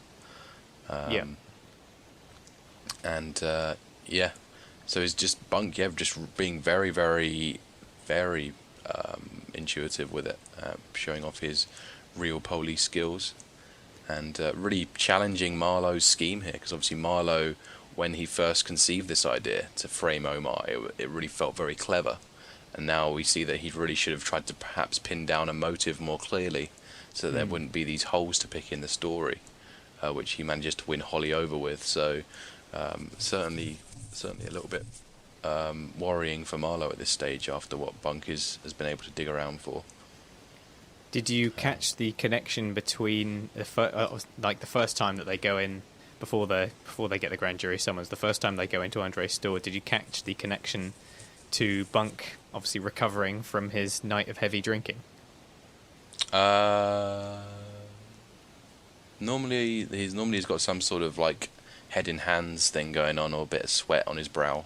Well, I assume this is a nod to it anyway. But when the first time they go in there and Bunk is outside telling Holly that the whole story is fucked, he buys some Mylanta from Andre's store. He's like, "Give me a bottle of Mylanta in that blue bottle," and that's used to soothe like heartburn and indigestion and other like stomach related issues. So I assume that he's most like alleviating the after effects of his drinking at the wake, which I think makes it a nice touch. The fact that he's had to come to work after having this big night of drinking and he's recovering. It's obviously possibly a product placement for Mylanta, I don't know, but it's not a egregious one. Yeah, that was going to be my next question. I was like, what the hell was that drink you picked up? And Mylanta, now you know. Yeah. There we go. So it's just sort of a medicinal drink, I guess. Yeah, it's like a sort of stomach soothing thing. Stomach settler. Okay. Fair enough, Bunk. Yep, I feel the pain. I also think we've seen Dee Dee at lunch once before as well. She was in Amsterdam. Yes, that's right. She's not named until her third appearance in season 5, but yeah, this is Dee Dee, and she is sort of alluded to be working as a prostitute in this section of the show. She was the suburban girl, or certainly gave off the suburban vibes in season 3 when she came down to Amsterdam to grab an 8-ball from the back of her Lexus or whatever. And now she's obviously operating on a little bit of a different plane and catching Bunk's eye as well. Bunk seems to be very... Whoa! Yeah, I mean, he's loving it. And yeah, we'll see her for a final and more extensive appearance in season 5 at the NA meetings. But I think it's worth mentioning that she is also the daughter of the show writer Richard Price, who has also been in the show as the sort of literature class leader at the prison in season 2. Yeah, he was like leading that book club, wasn't he? That's right, yeah. So her name's Genevieve Hudson Price, and she's the daughter of Richard. So, nice little... All the pieces matter. Yeah, family nugget there, definitely. And yeah, so I guess she might be another indication of what Amsterdam did to the community. Made it too easy to grab the 8 balls and sort of set a cycle of decline in. But yeah, it's really cool. It's certainly very cool that Dee Dee has this little mini arc here. And must admit that when it comes to our last bit where Bunk and Holly actually deliver the information to Landsman, and obviously he's not too happy about losing his clearance, I did kind of think, where is Crutchfield in all of this? The first thing we see is him protesting massively against Bunk's interference and that he's going to get all up in his shit instead. But it carries on anyway to the extent that it changes the course of the investigation, and Crutchfield is nowhere to be found. They're handing in this report, and Landsman isn't like, Bunk, why are you handing in this report? Where's Crutchfield? It's like, oh, right, okay. There's no kind of like presumably that one of the perhaps the lead investigator here is not being engaged with at all, which I find a bit strange. No, well, from what I understand is obviously sometimes these detectives take on cases themselves. I think they take on more high-profile ones in pairs, as we saw Bunk and Freeman did in season 2 with the Jane Does and stuff. But I think that Holly and Crutchfield were kind of doubling up on this, and we assume that Crutchfield was perhaps just too pissed off to even entertain any more of Bunk's voice. And as we were mentioning, Holly just sort of has a slightly more open mind here. But I think that's what it is, that Holly and Crutchfield are taking equal accountability for this murder case. So, but yeah, it's certainly a good point, because he's the main party who seems to be wounded by it. Definitely. Just continues regardless. Yeah, we got to remember he seems to be more new to the profession as well, because Holly's been around since the very first season. Whereas I think Crutchfield's only really come in maybe this season, so perhaps he's just not quite as dulled to the whole thing as Holly is. Right, anything else you want to say about Homicide, or shall we move on? Yeah, just it's worth mentioning that we see Gary Daddario, I think his name is again. Very rarely see him, the grand jury prosecutor guy. Oh, yeah. Who we know to be completely corrupt, is the one who's leaking courthouse information to Prop Joe. And he's here helping to push the truth out of Andre. What is it that he says to him again? I think it sort of says, oh yeah, minimum 10 years for lying to me. Yeah, and it happens all the time. Yeah, and that happens to be the thing that throws Andre over the edge, and he really starts edging to back out of his story now. And with that, Bunker's kind of done his masterful work here. He's worked him, and this case is now open, and he's really hoping that Andre's just now going to mention the real person and make it easy on Crutchfield and Holly. But it may well make things a lot more tricky now that the evidence has changed. Yeah. And it makes sense that Landsman rejects the extra digging that Bunk does here when they go and see him, demonstrating what Rules has always stood for. That this self-preservation, something that you never understood McNulty, and he's got a department to look after. He's got the stats to look after. Is it any wonder that this would happen? But we've been missing McNulty this season. Someone's got to stand in his place, and Bunk's sort of doing a half-hearted attempt at it here. All right, yeah. So, some good stuff there in Homicide. We have a slightly shorter section, shorter strand for Major Crimes of 2 sections. So we have Lieutenant Marimo pulling up his sergeant. Obviously, we have Herc here, and he's just received a harassment complaint, and the complaint is from the woman who Herc was tricked into stopping at a train station. Marimo reprimands Herc in front of his subordinate, Dozeman. He asks Herc for the source of the tip that led him to making his stop, and Herc claims it was from a confidential informant. Marimo demands the source's name, and Herc uses the non-existent CI, Fuzzy Dunlop. Hey. Oh dear. Yeah, so Herc really just bullshits his way through Marimo's discovery of the harassment complaint. And it's great that there were some consequences of that event beyond the camera issue itself. That woman who, we've only very briefly seen and never see again, she puts in a complaint and this comes back in, episodes later. It's nice that there's some consequences to that rather than just his camera. No, definitely. It's all unraveling for him. And despite that, he's just going back to the well. And you can tell again, just short-sighted Herc, he hasn't really thought through what his explanation's going to be. And when, he never thought he'd have to reveal a CI's name. A CI is a CI because they're confidential, and therefore you can just kind of use it as what should hopefully be an infallible bit of protection against anything. But, again, I haven't thought about this. We're just going to have to go with Fuzzy Dunlop again. And let's hope he doesn't know what the tennis ball brand name is, so he won't think I'm making a stupid joke. It's just wearing so thin, isn't it? And it's just so incredibly short-sighted. He's kind of leery of meats. I mean, just the way that he says that and the point in which he says it is just like, Marimo must know that this is bullshit. Like, this is just so kind of cagey. Yeah, it's just you're not doing yourself any favours, and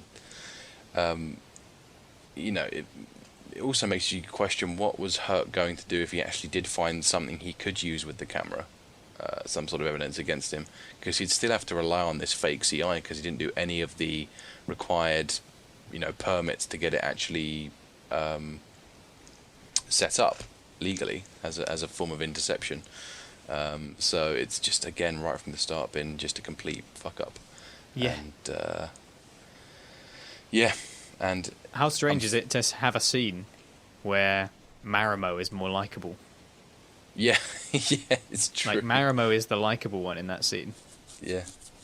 Herc just comes across as just as such a dope, and Marimo has a kind of a respectful stance towards his unit, which bizarrely makes him the more likable one, despite how much of an arse he is most of the time. Yeah, definitely. I mean, he certainly knows that the CI is fake here, which would make sense. And I guess, as is typical, though, departments have to save face or avoid digging deeper to avoid these scandals that may come upon them. So I think he understands that, okay, Herc is a real piece of bad news, but I can't really act on this because it's just going to throw us into more disrepute. So in that sense, he's safe for the moment. But he, of course, very ominously tells him that if anything comes of this at all, he will be buried. And it won't be too long before that's the case.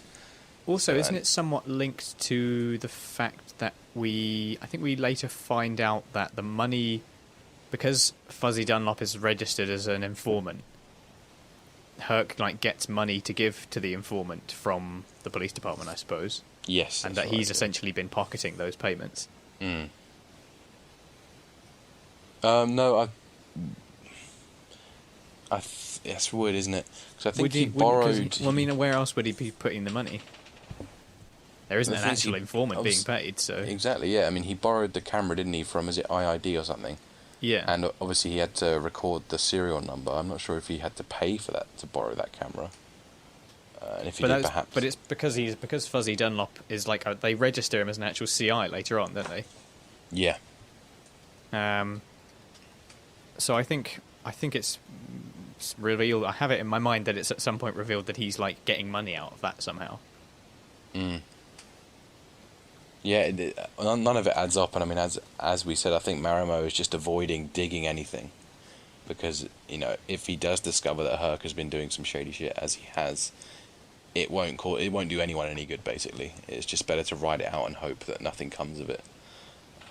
But there is something, of course, that blows the gasket. I forgot quite what that is, but he gets fired. He loses his police job within a couple of episodes, so. It is, just very, very deep into his decline here. And obviously I like the fact that Marimo reminds Herc that Royce is out of the picture now. Your saviour has left the building. There'll be no extra layers of protection if you are found to be doing something shady here. That's right, yeah. So, very nice to see. And as you say, Marimo actually for once being the voice of reason here, much to our enjoyment. And makes you think about all these different permutations of things, and if Herc were never promoted in the first place, he'd never have had responsibility for this unit. He wouldn't have had the authority or the position or the rank for it, and wouldn't have been able to lead it. And it demonstrates what Rules says a bit later on about how important it really is to promote the right people to do the right jobs. And also how a promotion actually gets him demoted out of the job eventually. Also, going back to Fuzzy Dunlop as well, I think that would be a good wire related shirt, to have a shirt that says I am Fuzzy Dunlop, like you are this mystery informant. That would be a good wire t-shirt. Probably already exists, to be honest. Fuzzy Dunlop and Dozeman's gun. Yeah. The two requirements. Yeah, it's weird. I mean, Dozeman, unfortunately, he's just a bit dopey here, and he's a bit useless, isn't he? Yeah. It feels like Herc is sort of corrupting him as well. It's almost like Herc has become the new Carver in the Herc and Carver relationship, and just corrupting people with his batshit policing. Well, we do get a bit more character from Dozeman in the next section, or the second and final section of Major Crimes, if you want to move on to that. Yeah, sure. So Herc and Dozeman later make a traffic stop on Marlo, and Herc insists that Marlo return his camera, but Marlo promises nothing after taking Herc's card. After Marlo leaves, Dozeman urges Herc to come clean about the camera to Marimo, but Herc persists in harassing Marlo, hoping that he will convince him to give the camera back. He enlists the Western DEU squad in making a raid on Marlo's courtyard hangout, and after that Herc stops Chris and Snoop. Chris and Snoop hide their guns in an electric hidden compartment in their vehicle's dashboard, but Herc finds their nail gun in the trunk instead. He fires a nail into the pavement and tells them once more that he wants his camera back. After this, Herc and Dozeman discuss their next move now that they realise that their intimidation has failed. Herc remembers Randy's information about Little Kevin and suggests they look for him to get information on Lex's murder in order to get Marlo. So it's the blind leading the blind here, isn't it? Dozeman is kind of offering the sort of just come clean so that we can all sort this out. But he's also not much of a persuader to Herc. He not really able to making a convincing argument to him any better than anyone else, and just goes along for the ride. Yeah, and it's as much as it would be a good thing to do. I mean, once he's explained Fuzzy Dunlop, or at least use him as an excuse, it really wouldn't be a good idea to then backtrack on that story. If you'd at least not mentioned that to begin with, you might have gotten away with it. But Marimo's not the most forgiving kind of fella, so he's really got himself in a pickle.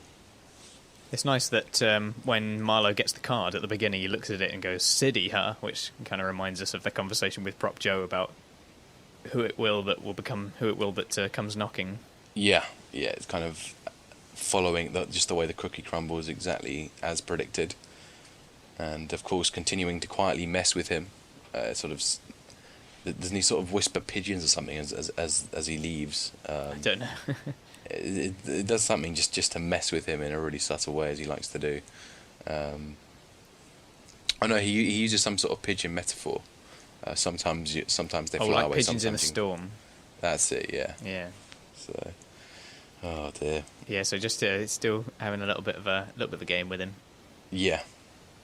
And then later on, it's Chris and Snoop that gets the stopping treatment, but they don't seem particularly phased. Although Chris does look quite relieved that Herc isn't all that concerned with the nail gun. He does look a bit worried, and it's obviously makes him. It does make him paranoid enough that we see later on, which we'll get to as part of the Stanford section, that he does end up throwing that nail gun away. Yeah. It's quite a serious find for Herc without him realising it. Yeah, and the nail that he embeds in the street will actually return much later on. When the story unfolds, and the homicide team end up on the street looking for it in order to try and match it to the gun that it came from. Yeah, I mean, I guess it's not directly incriminating, is it? Because it's not something that you necessarily need a license to have. Well, it's not illegal to have power tools. Exactly, yeah. So, but again, it's something that obviously has the potential to be used in a pretty grim way. And but this is Herc we're talking about. He's not thinking about that. He's just thinking about his camera. He's not trying to do these people for some such crime, really. He's not even thinking about using that as leverage, it seems. Like you think he might try and spin that in some way to threaten them with a charge or whatever, to intimidate them into giving them information or something. But he's not even thinking about that. He's got such tunnel vision on the issue that it's just, if I intimidate them in some rough housing kind of way, they'll just be like, yes, I'm so sorry, here's your camera. Which is just not going to happen. Yeah, it's just classic Herc loving to wave big guns around, basically. Yeah. Makes him feel big, makes him feel powerful, makes him feel intimidating. It's exactly like we saw him in his very first scene, where he gets that shotgun out the car, gives it a couple of pumps. Look at this shit! It's just kind of, just that's kind of what policing amounts to for him. So it's all about pursuing those moments of glory, really. And get him in that modern urban crime environment. Yeah, basically. And not actually doing what the police should be doing, which is using that nail gun to think about things clearly, to rationalize why that nail gun might be in place, and then, as you say, to use it as leverage. Leverage is such a key element here to everything in the show, not just the policing, but it's just about finding a way to have that one up on the person you're against. And Herc just can't think on those terms, at all. Yeah, he didn't even consider it. Yeah, and it's just, I think there's 2 or 3 instances in this episode where they make these sort of stops on Marlo. One of them in the car, one of them when they're hanging out at their hangout zone, and even brings along some of the Western boys to just sort of throw some stuff around. And I like how Colicchio says, the MCU is now descending into another branch of the Western District. It's completely Western abandoned. District DEU rides again. Basically, yeah, exactly. So this abandonment of any investigative strategy, and they've just opted for mindless street busting, which won't work against Marlo. It's right back to the beginning, isn't it? Yeah, and it's we it's see great how he's pointless. It just looks the first time we see it, it looks like police work, but when we see it now, it's just like, it's so stupid. You realise how dumb it is, and that it's not achieving anything other than just messing with people, which is not what police officers are supposed to do. Definitely, yeah. And one thing that I do like is after I think it's after the first traffic stop on Marlo, there's immediately the scene with Randy and Michael where they're discussing Randy's suspension, and that's the part where Michael describes the situation where you have to stay quiet until the police will inevitably give up, and that sort of feels about right, having seen what we've just seen with Marlo and Herc and all that. That's right, yeah. So it's quite nice how they married those 2 scenes together. I think that's about it. I quite like the secret drawer. Clearly it's a part of the car that they considered when purchasing it. I don't know if it's some special feature that they offer with that in mind. Yeah, but it's weird, isn't it? It's not too James Bondy. It's kind of the right level, and it feels like the sort of... Yeah, it seems reasonable. It seems like the sort of thing that Marlo would be smart enough to... They can afford to buy some high-end car that maybe has some added security features that's of interest to them. Yeah. And I certainly don't know anyone that has a car with a secret compartment in it, but maybe that's because it's so secret I don't know about it. So. Yeah, probably. That makes sense. I like how Greg's... It's not too secret for Greg's. I think it's Greg's who manages to bust it open later. A la what happens in the pilot episode where she finds the second gun behind the armrest. Yeah. In the back seats. So there's a nice little parallel there. Well, she's always played up as being a bit more perceptive than all the other people on the street. She does have a certain kind of ability about her. It's not just, McNulty and Lester, and she does have those soft eyes to some extent, which she cultivates more in this season into becoming a genuinely effective detective. Yeah, definitely. Which is a nice run. Yeah. And then I guess we have the final sections where they sort of move on to the next chapter, as it were, setting up the next episode with little Kevin and thinking slightly more long-term, basically. And to give it to Herc, he's finally thinking about some of the right things. He's identifying the useful information they've heard already, and then sort of acting on that and taking it further. Although, he's too blind to see that if Kevin wanted Randy to be the messenger, he wouldn't have gone anywhere near the death himself, or the murder himself. So, it's an ounce of logic there that's been destroyed by a lack of soft eyes, I guess. And again, as you've been saying before, a little bit of knowledge is a very dangerous thing. Right, let's move on to Stanfield organisation then. Yeah. So Snoop and Chris, you've briefly mentioned this before, but Snoop and Chris casually deposit the bodies of 2 New York drug dealers in a vacant building, and they board it up and go out for Chinese food. Later, they teach some young Stanfield soldiers tradecraft for killing on the streets. Even later than that, we see them again hit the streets to find more New York dealers. Chris wants Snoop to ask the dealers a question about Baltimore, and if they answer incorrectly, they will be shot. Chris suggests asking a question about music, but Snoop is not familiar with the subject, and when she almost kills a local dealer by mistake, Chris takes over asking the questions. Later, they find a New York dealer, and when he says he doesn't understand what Chris is asking, they shoot him, leaving his body on the street. Chris and Snoop also end up throwing their weapons into the harbour after they get stopped by Hook, and Chris also throws the nail gun in. Snoop tells him that he owes her money for it. Right, so yeah, we have our other wake, as you mentioned before. We have Snoop's prayer, which gives it a bit of context. They're not just obviously random killings, it's making it clear that these are the New York boys. And we see how casual they are with it now. The first time we see them dispose of someone in that way, I recall it being a bit more straightforward and serious and procedural and getting it done, and now they're just joking around with it. Yeah, it's just become a bit of a formality now, and they've got to find ways to liven it up, I guess. I don't know if there's any genuine element to the whole New York boys being laid to rest. I very much doubt it with the nature of the Stanfields. But again, it's nice to sort of compare that with the way Landsman does his eulogies. I guess it's a nice way of making it clear who it is that they've killed as well. Yeah. It's a nice way to have that little bit of exposition, if you like. Yeah, by making that exposition mean a lot in the context of the episode, definitely. Yeah, the way it sort of relates, yeah. I.e., how to actually write good television. Yeah.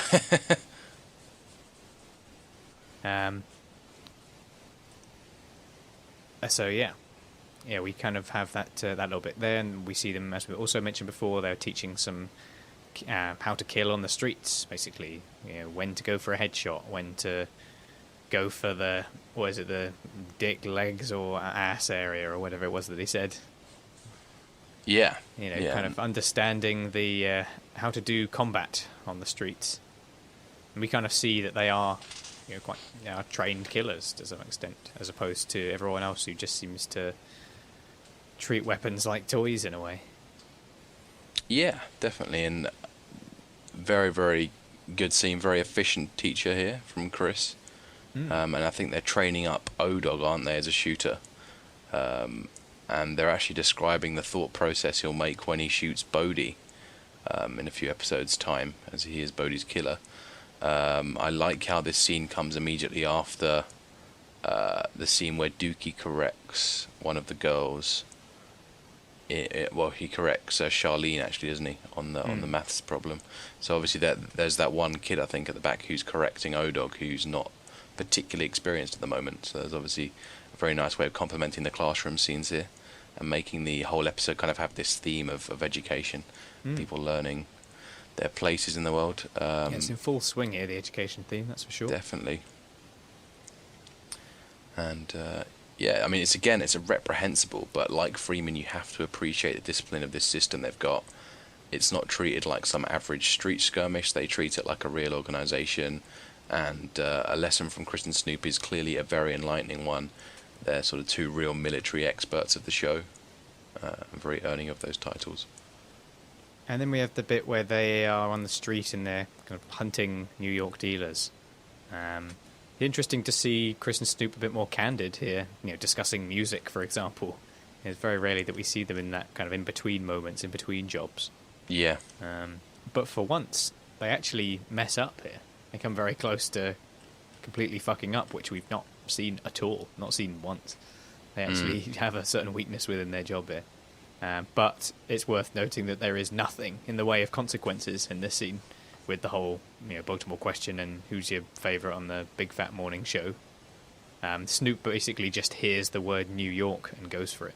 He just has that impulsive menace. She loves the blood. Yeah. It's the one time in the show that Chris gets annoyed with Snoop, doesn't he?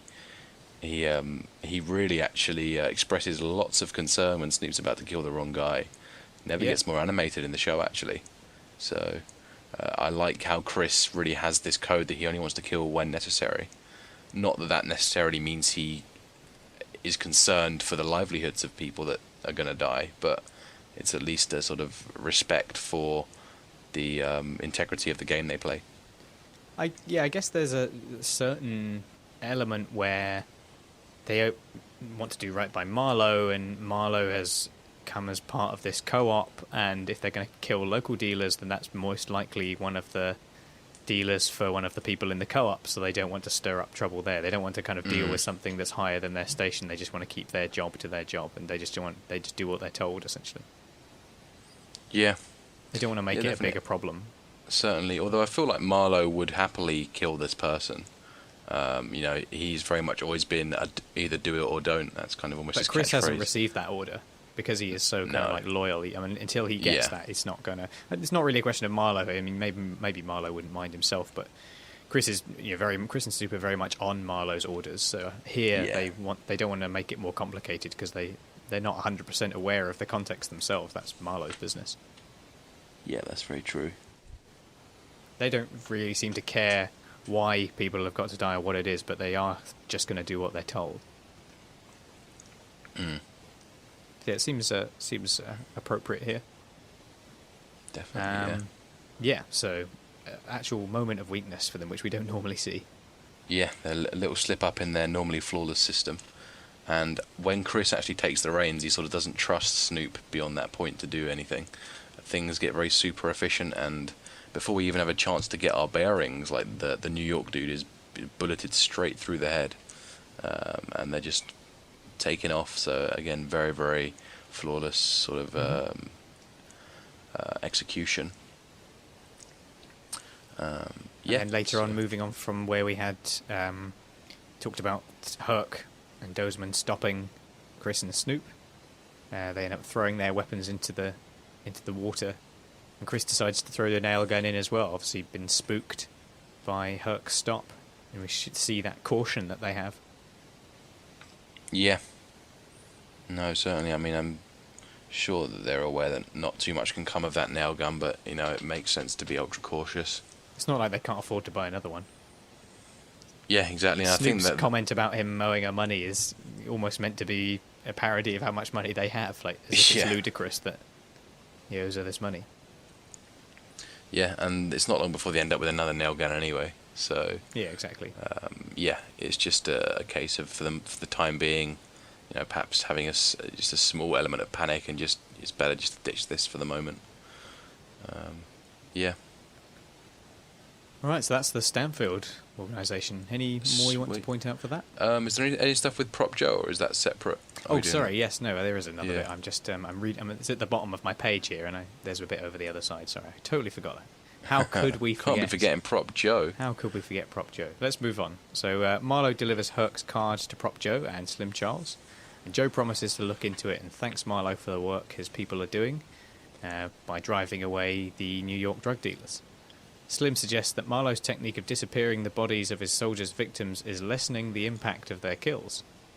Marlo agrees to leave some bodies on the street, and Joe later phones the police department and poses as various characters who need to speak to Herc, and he's eventually transferred to Lieutenant Hoskins at the mayor's security detail, who tells him that Herc has been reassigned to another unit, eventually revealed to be Major Crimes. And the first thing that we see with Marlo delivering Herc's card to Joe and Slim is that they still both seem pretty intimidated by Marlo. They do ask him very nicely to not dispose all of them completely, to not disappear all of the bodies. They do seem like they're still very intimidated by his efficiency. Yeah, it's sort of hesitant words of wisdom is the best way of putting it, isn't it? They're trying very as diplomatically to break news to him. And Marlo remains ghostly silent throughout, but seems to understand the points being made, and the points being made, to be fair, are very, very valid, and particularly the stuff about how, nailing up New York boys behind doors won't really actually make any examples that are needed to drive them out. And he really seems to dine out on Prop Joe's profession of respect for the way he handles his dead in the vacants. There's kind of this look behind the eyes that, there's the satisfaction and the respect that I want from people, for doing what I do.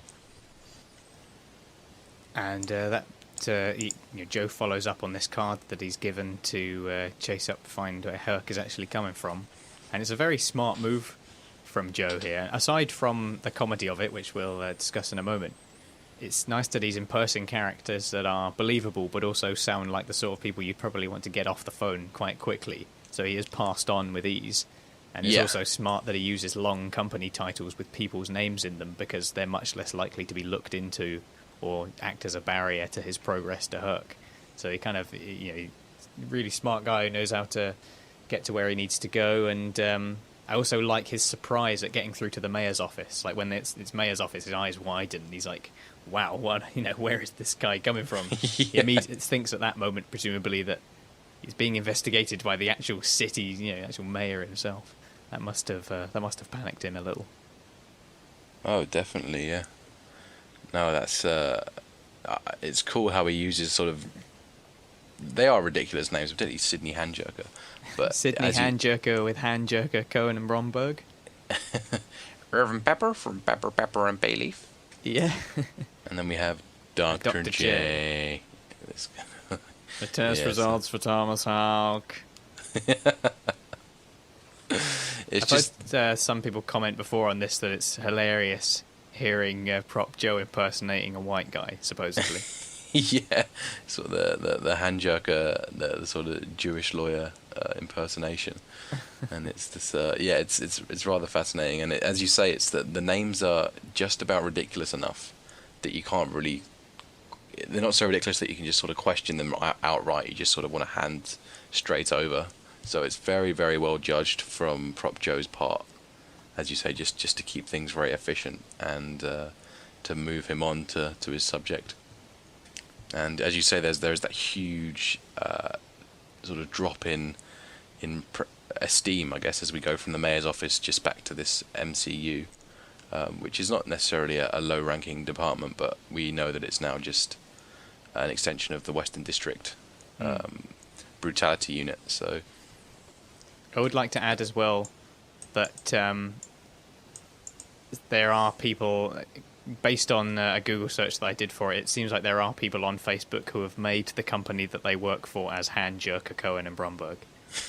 So somebody has put that as their job title in a sort of knowing brilliant nod. There we go.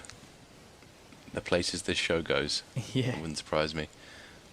So I guess it's kind of a fun little scene, but also leads us on a little bit with the investigation that Prop Joe is doing for Marlo.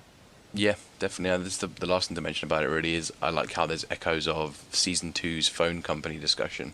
So it's the idea of one hand not knowing where the other is in the system. And obviously he's still on the police system as working under Hoskins at the mayor's office and is yet to be updated as working under Marimo at MCU. So, it's only when Hoskins, who knows that as first-hand information, passes him on. Obviously there's that disconnect between things catching up. Yeah, it shows kind of the slowness of all the procedure in a big bureaucracy.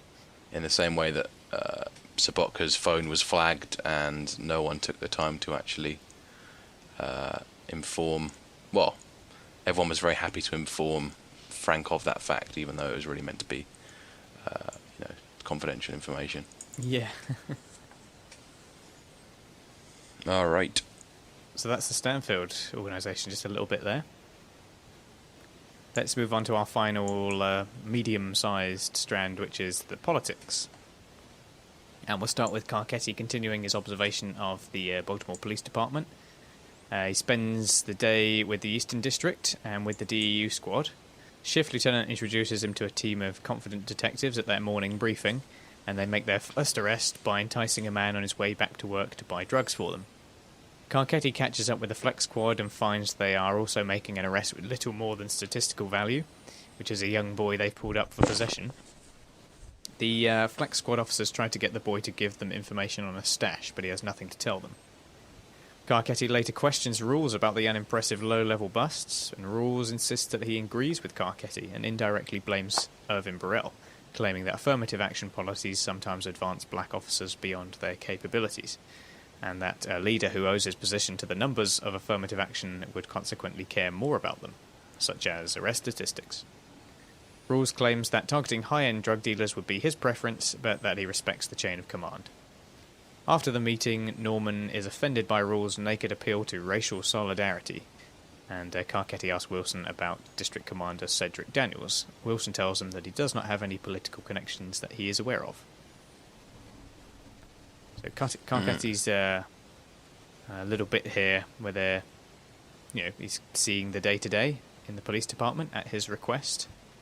And we're kind of seeing these sort of day-to-day useless spy busts that are not really achieving anything, and it's pointed out very plainly in these scenes that all it's doing is just messing with people's lives, and it's the whole point of the police is presumably to protect the community, and here, in the supposed strive for justice, they're just ruining ordinary people's lives.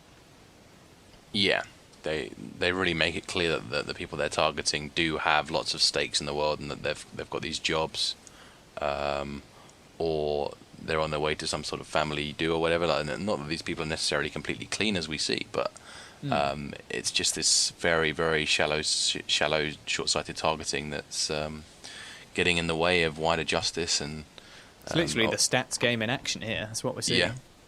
Oh, definitely, yeah.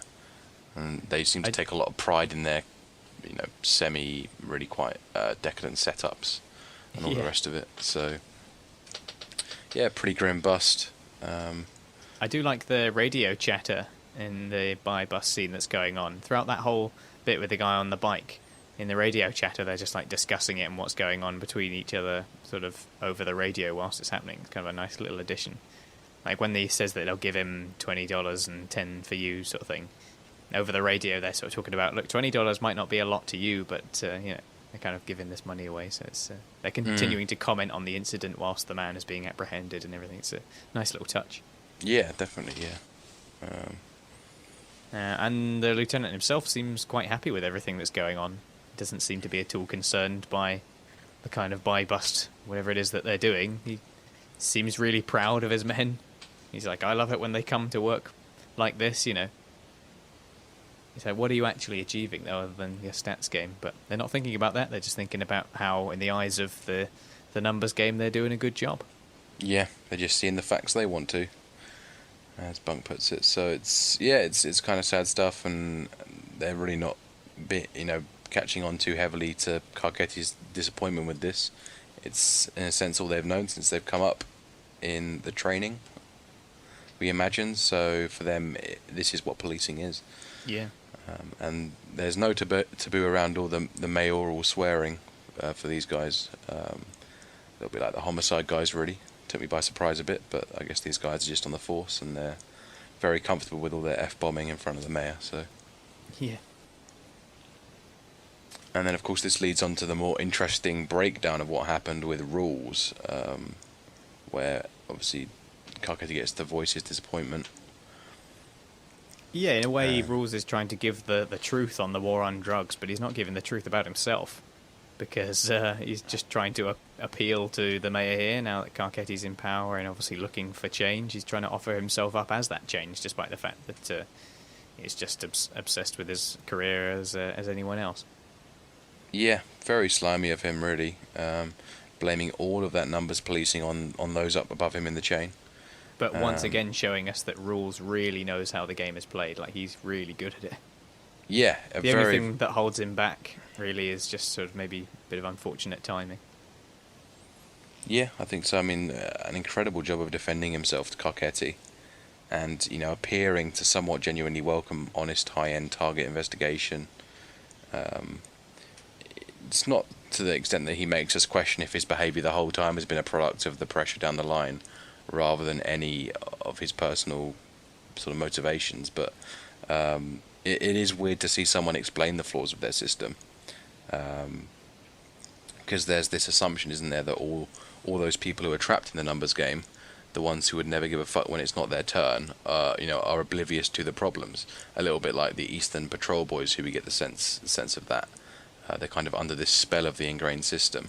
But seeing Rules explain this here is similar to the Corner boys, talking about the reason their game is played as it is.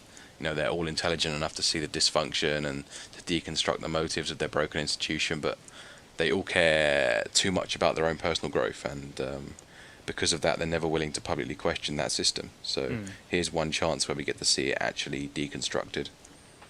Yeah, that's true. And of course, there's the real selling point there, isn't there? Where he's like, or if I had the opportunity to change them myself. Yeah. Selling himself up the chain. Yeah, lining himself up nicely for a promotion. Or so he hopes. Certainly. So, very cool how this education theme is spreading across the episode here, right down to the politics. Yeah. Yeah, Carcetti is certainly getting schooled here. Finding out what's really going on. Yeah. And then they briefly mention, Norman kind of briefly mentions Daniels, or sort of doesn't really mention him at all, just says that he not really aware of any political connections or suction with anybody. Yeah, so the Daniels leadership is looking certainly more alluring to Carcetti every day. Yeah. He's kind of untainted in that way. Yes, definitely. But it also, in the eyes of like the whole stats game, makes him quite weak because he's doesn't really have anyone there to vouch for him and his ideas about how policing should be done. Yeah, apart from the guys at the bottom, like the patrol guys who seem to think of him as a very reasonable policeman. Yeah. But yeah, I mean, in terms of the high end recommendation, I don't think you find many people flying his flag. Because remember, he was only promoted based upon some leverage deal struck with Burrell, wasn't he, in season 2? Yeah. Based on Sobotka-based leverage. So. Right, so should we move on to the next section for politics? Yeah. So we have Perlman, and she visits Daniels at his office and finds him on the phone with Carcetti. Daniel tells her that Carcetti wants to meet with him to discuss what is successful in the police department. He asks Rhonda how honest she thinks he should be. Perlman tells him to be himself, despite his worries that the mayor will not get rid of Burrell and rules. Carcetti later meets with Daniels to discuss his concerns about the department, and Carcetti reveals that Rules has blamed Burrell's numbers game. Cedric doesn't buy it, but he refuses to criticise his superiors with Carcetti, and he does alert him about Rules' gutting of the Major Crimes Unit. Carcetti offers Daniels the CID commander position under Rules as a colonel, and Daniels asks Carcetti if he can trust him. Carcetti suggests they find out together.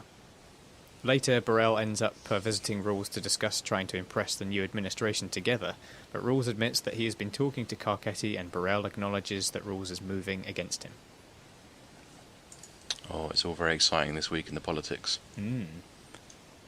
Lots of manoeuvring, and we see there is an opportunism to what Perlman is encouraging here for Daniels. Does remind me a little bit, perhaps, what it might have been earlier on with his relationship with Marlo, a sort of more positive encouragement in regards to career. Yeah. Oh, definitely, yeah. And there's a really quite touching scene with these two here. Yeah. She's already had her calling last episode with Bond, and perhaps even more strikingly now, Daniels is, he's requested a personal phone call with the mayor, which must have been a real surreal moment when he answered that phone. I don't know how he even concentrated on what was being said, really.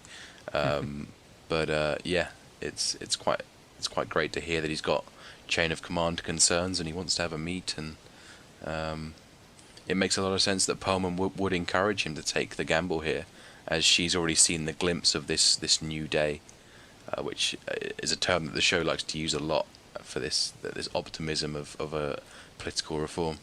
Yeah. Yeah, so it's just kind of a quite a positive scene between the two of them, and we've talked before about how they both rise up through the ranks together, and in a way they seem the most deserving, as they are well suited to the positions and have positive, progressive ideologies towards them, or certainly Daniels does. I mean, like Marlo and Daniels, these two, the relationship of these two is still very ambitious in terms of careers, but there seems to be this added element of actual emotional connection, or it just seems to be a much warmer relationship, and it just seems to be far more healthy compared to what we did see of Marlo and Daniels when they were together. I didn't have a whole lot a whole lot to say about the bit with Carcetti and Daniels. Kind of along a similar theme about the higher-ups wanting to show that they're loyal and not just, blaming people or handing people out on a plate to the mayor or other prospective people in position of power. So it's good that theme continues. I know that Daniels does hint at what happened with the Major Crimes Unit, and that was Rules doing that. He may not be being entirely honest. Yeah, but that's about it really. Just a little part where his promotion to colonel is assured by Carcetti. Yeah, it's a real victory moment for him, and it's quite clever how Daniels finds that way to give his opinion on Rules without compromising his principles. So he sort of said, "Oh, Rules said that?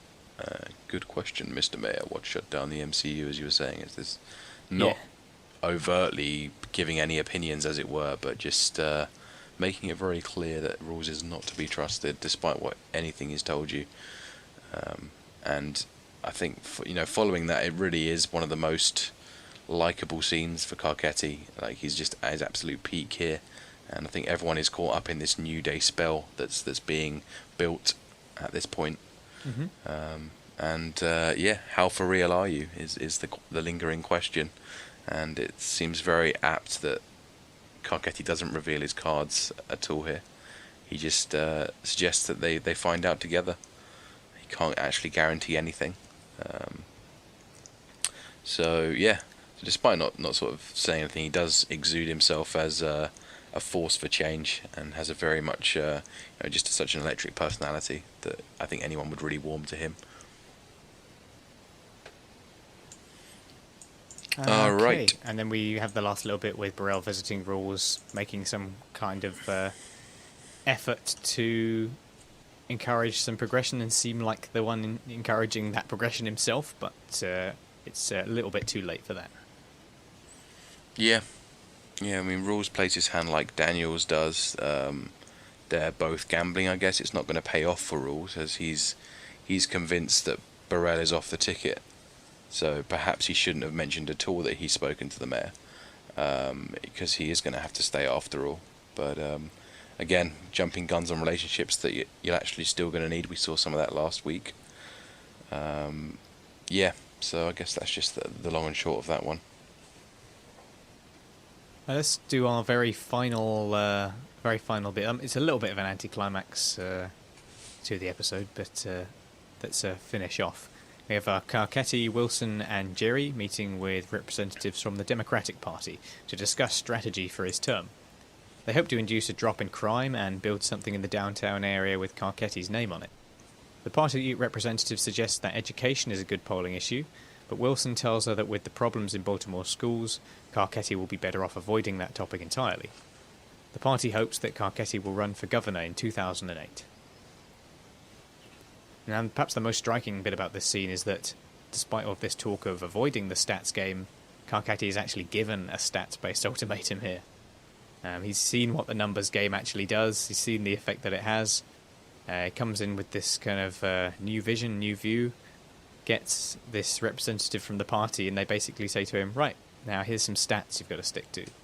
And he doesn't seem to... nobody brings it up, nobody says anything, he doesn't stick to his guns, he just seems to just go with it, which is a little odd.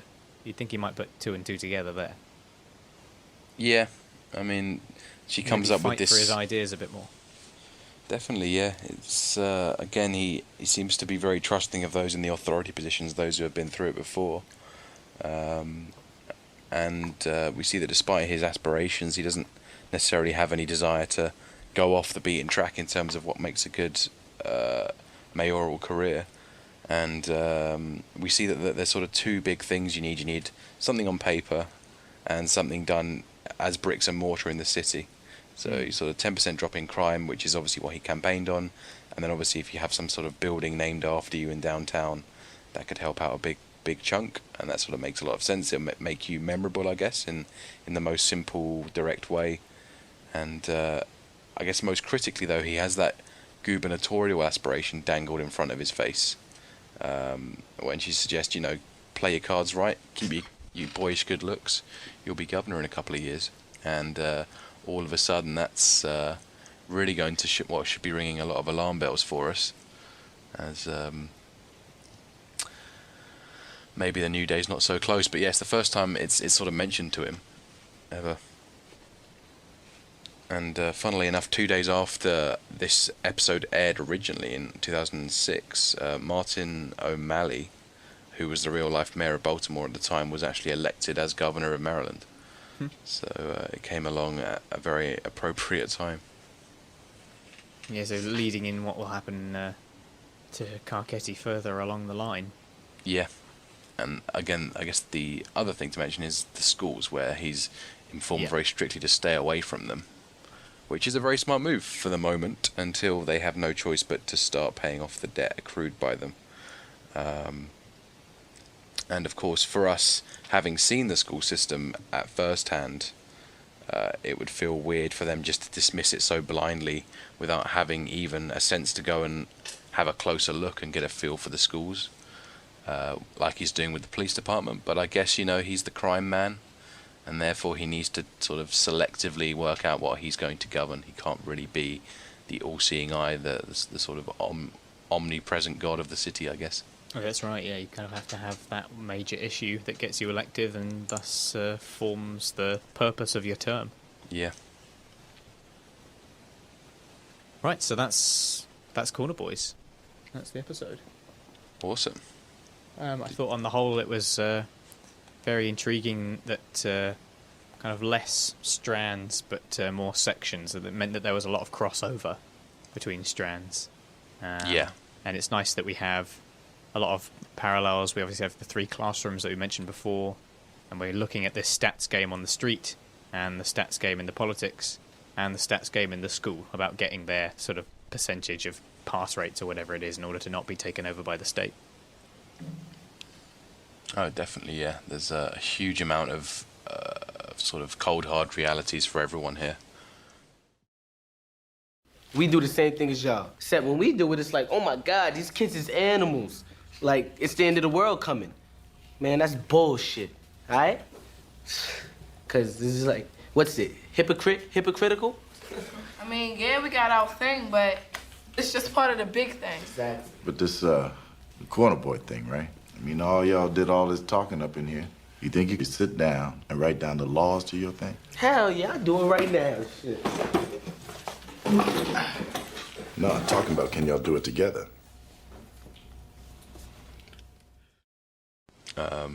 I don't know if you thought any particular characters stood out for you. I know we've sort of relegated this section to nothing.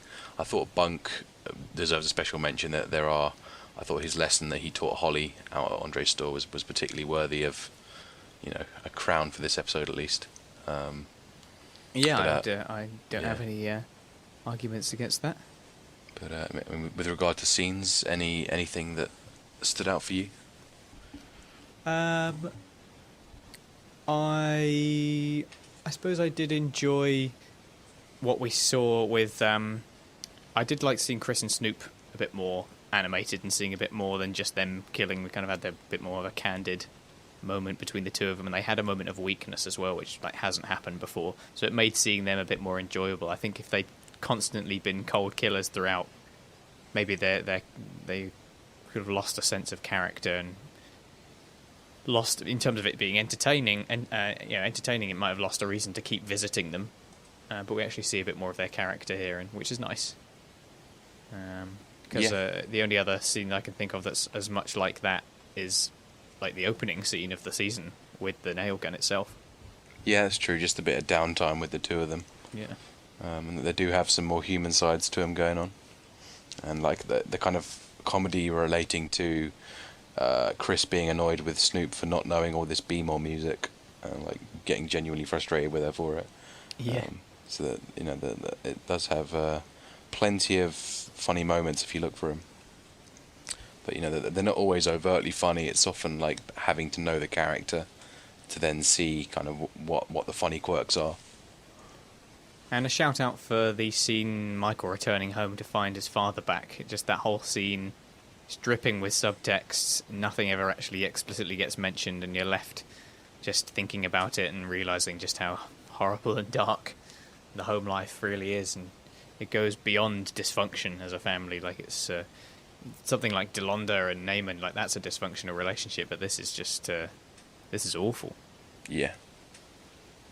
Yeah, it's so much power is attributed to that relationship by just the silence and the lack of discussion about their problems, and it really is a real plunging to new depths in terms of darkness for the show. And The Wire's always been a pretty dark show. I think for me personally, I think in terms of engagement, the most engaging part of the show at this point is still the politics for me. So I'm going to stick with that. I love the stuff between Daniels and Carcetti, particularly. Really great scene. And I for one, like many of the characters, really do fall under this New Day spell. It's so nice to have a bit of optimism in this show every so often. A bit of a change. I think the MCU is getting more and more frustrating to watch each week, which is unusual because it used to be, kind of the best part of the show, really, when it was what it was, the original unit. And Michael and Naaman scenes, as you mentioned before, I mean, they're both, especially Michael, getting very, very dark. Well, let's take a look at the title then. Yes, so Corner Boys. Corner Boys, it's which is more sort of a little bit more on the nose, this one, seeing as we've been looking at Corner Boys for quite some time in this show. Yeah, odd, because obviously Corner Boys, the whole term was coined sort of a few episodes back, wasn't it, by Bunny, as Corner Kids versus Stoop Kids. But for some reason, it's only now that they get credited with an episode name. I guess it's ironically the episode where we see that Bunny's Corner Kids are actually normal and have an intelligence and a humanity underneath, rather than just being the stereotypical corner kids, sort of in inverted commas. This is the first episode where we get through to them, so I guess that could be alluding to the centre stage that they'll take in that sense. It's certainly afforded by that selection of scenes in the classroom, in Colvin and Parenti's project. Yeah. But that kind of makes it a bit limited in terms of its scope. Maybe it is just quite literal. We have the disrupted students in the school, and there's Colvin's group discussing what it is to be a good corner boy, and obviously we've seen plenty of corner boys throughout the show already. So I don't really have much more to add to that one. No, not a lot really. I mean, it's not the best title considering there are so many sort of cornerstones, as it were, pardon the pun, to this episode. I don't think the Corner Kids necessarily deserve to be the ones that are titular, even though they do make a big breakthrough here.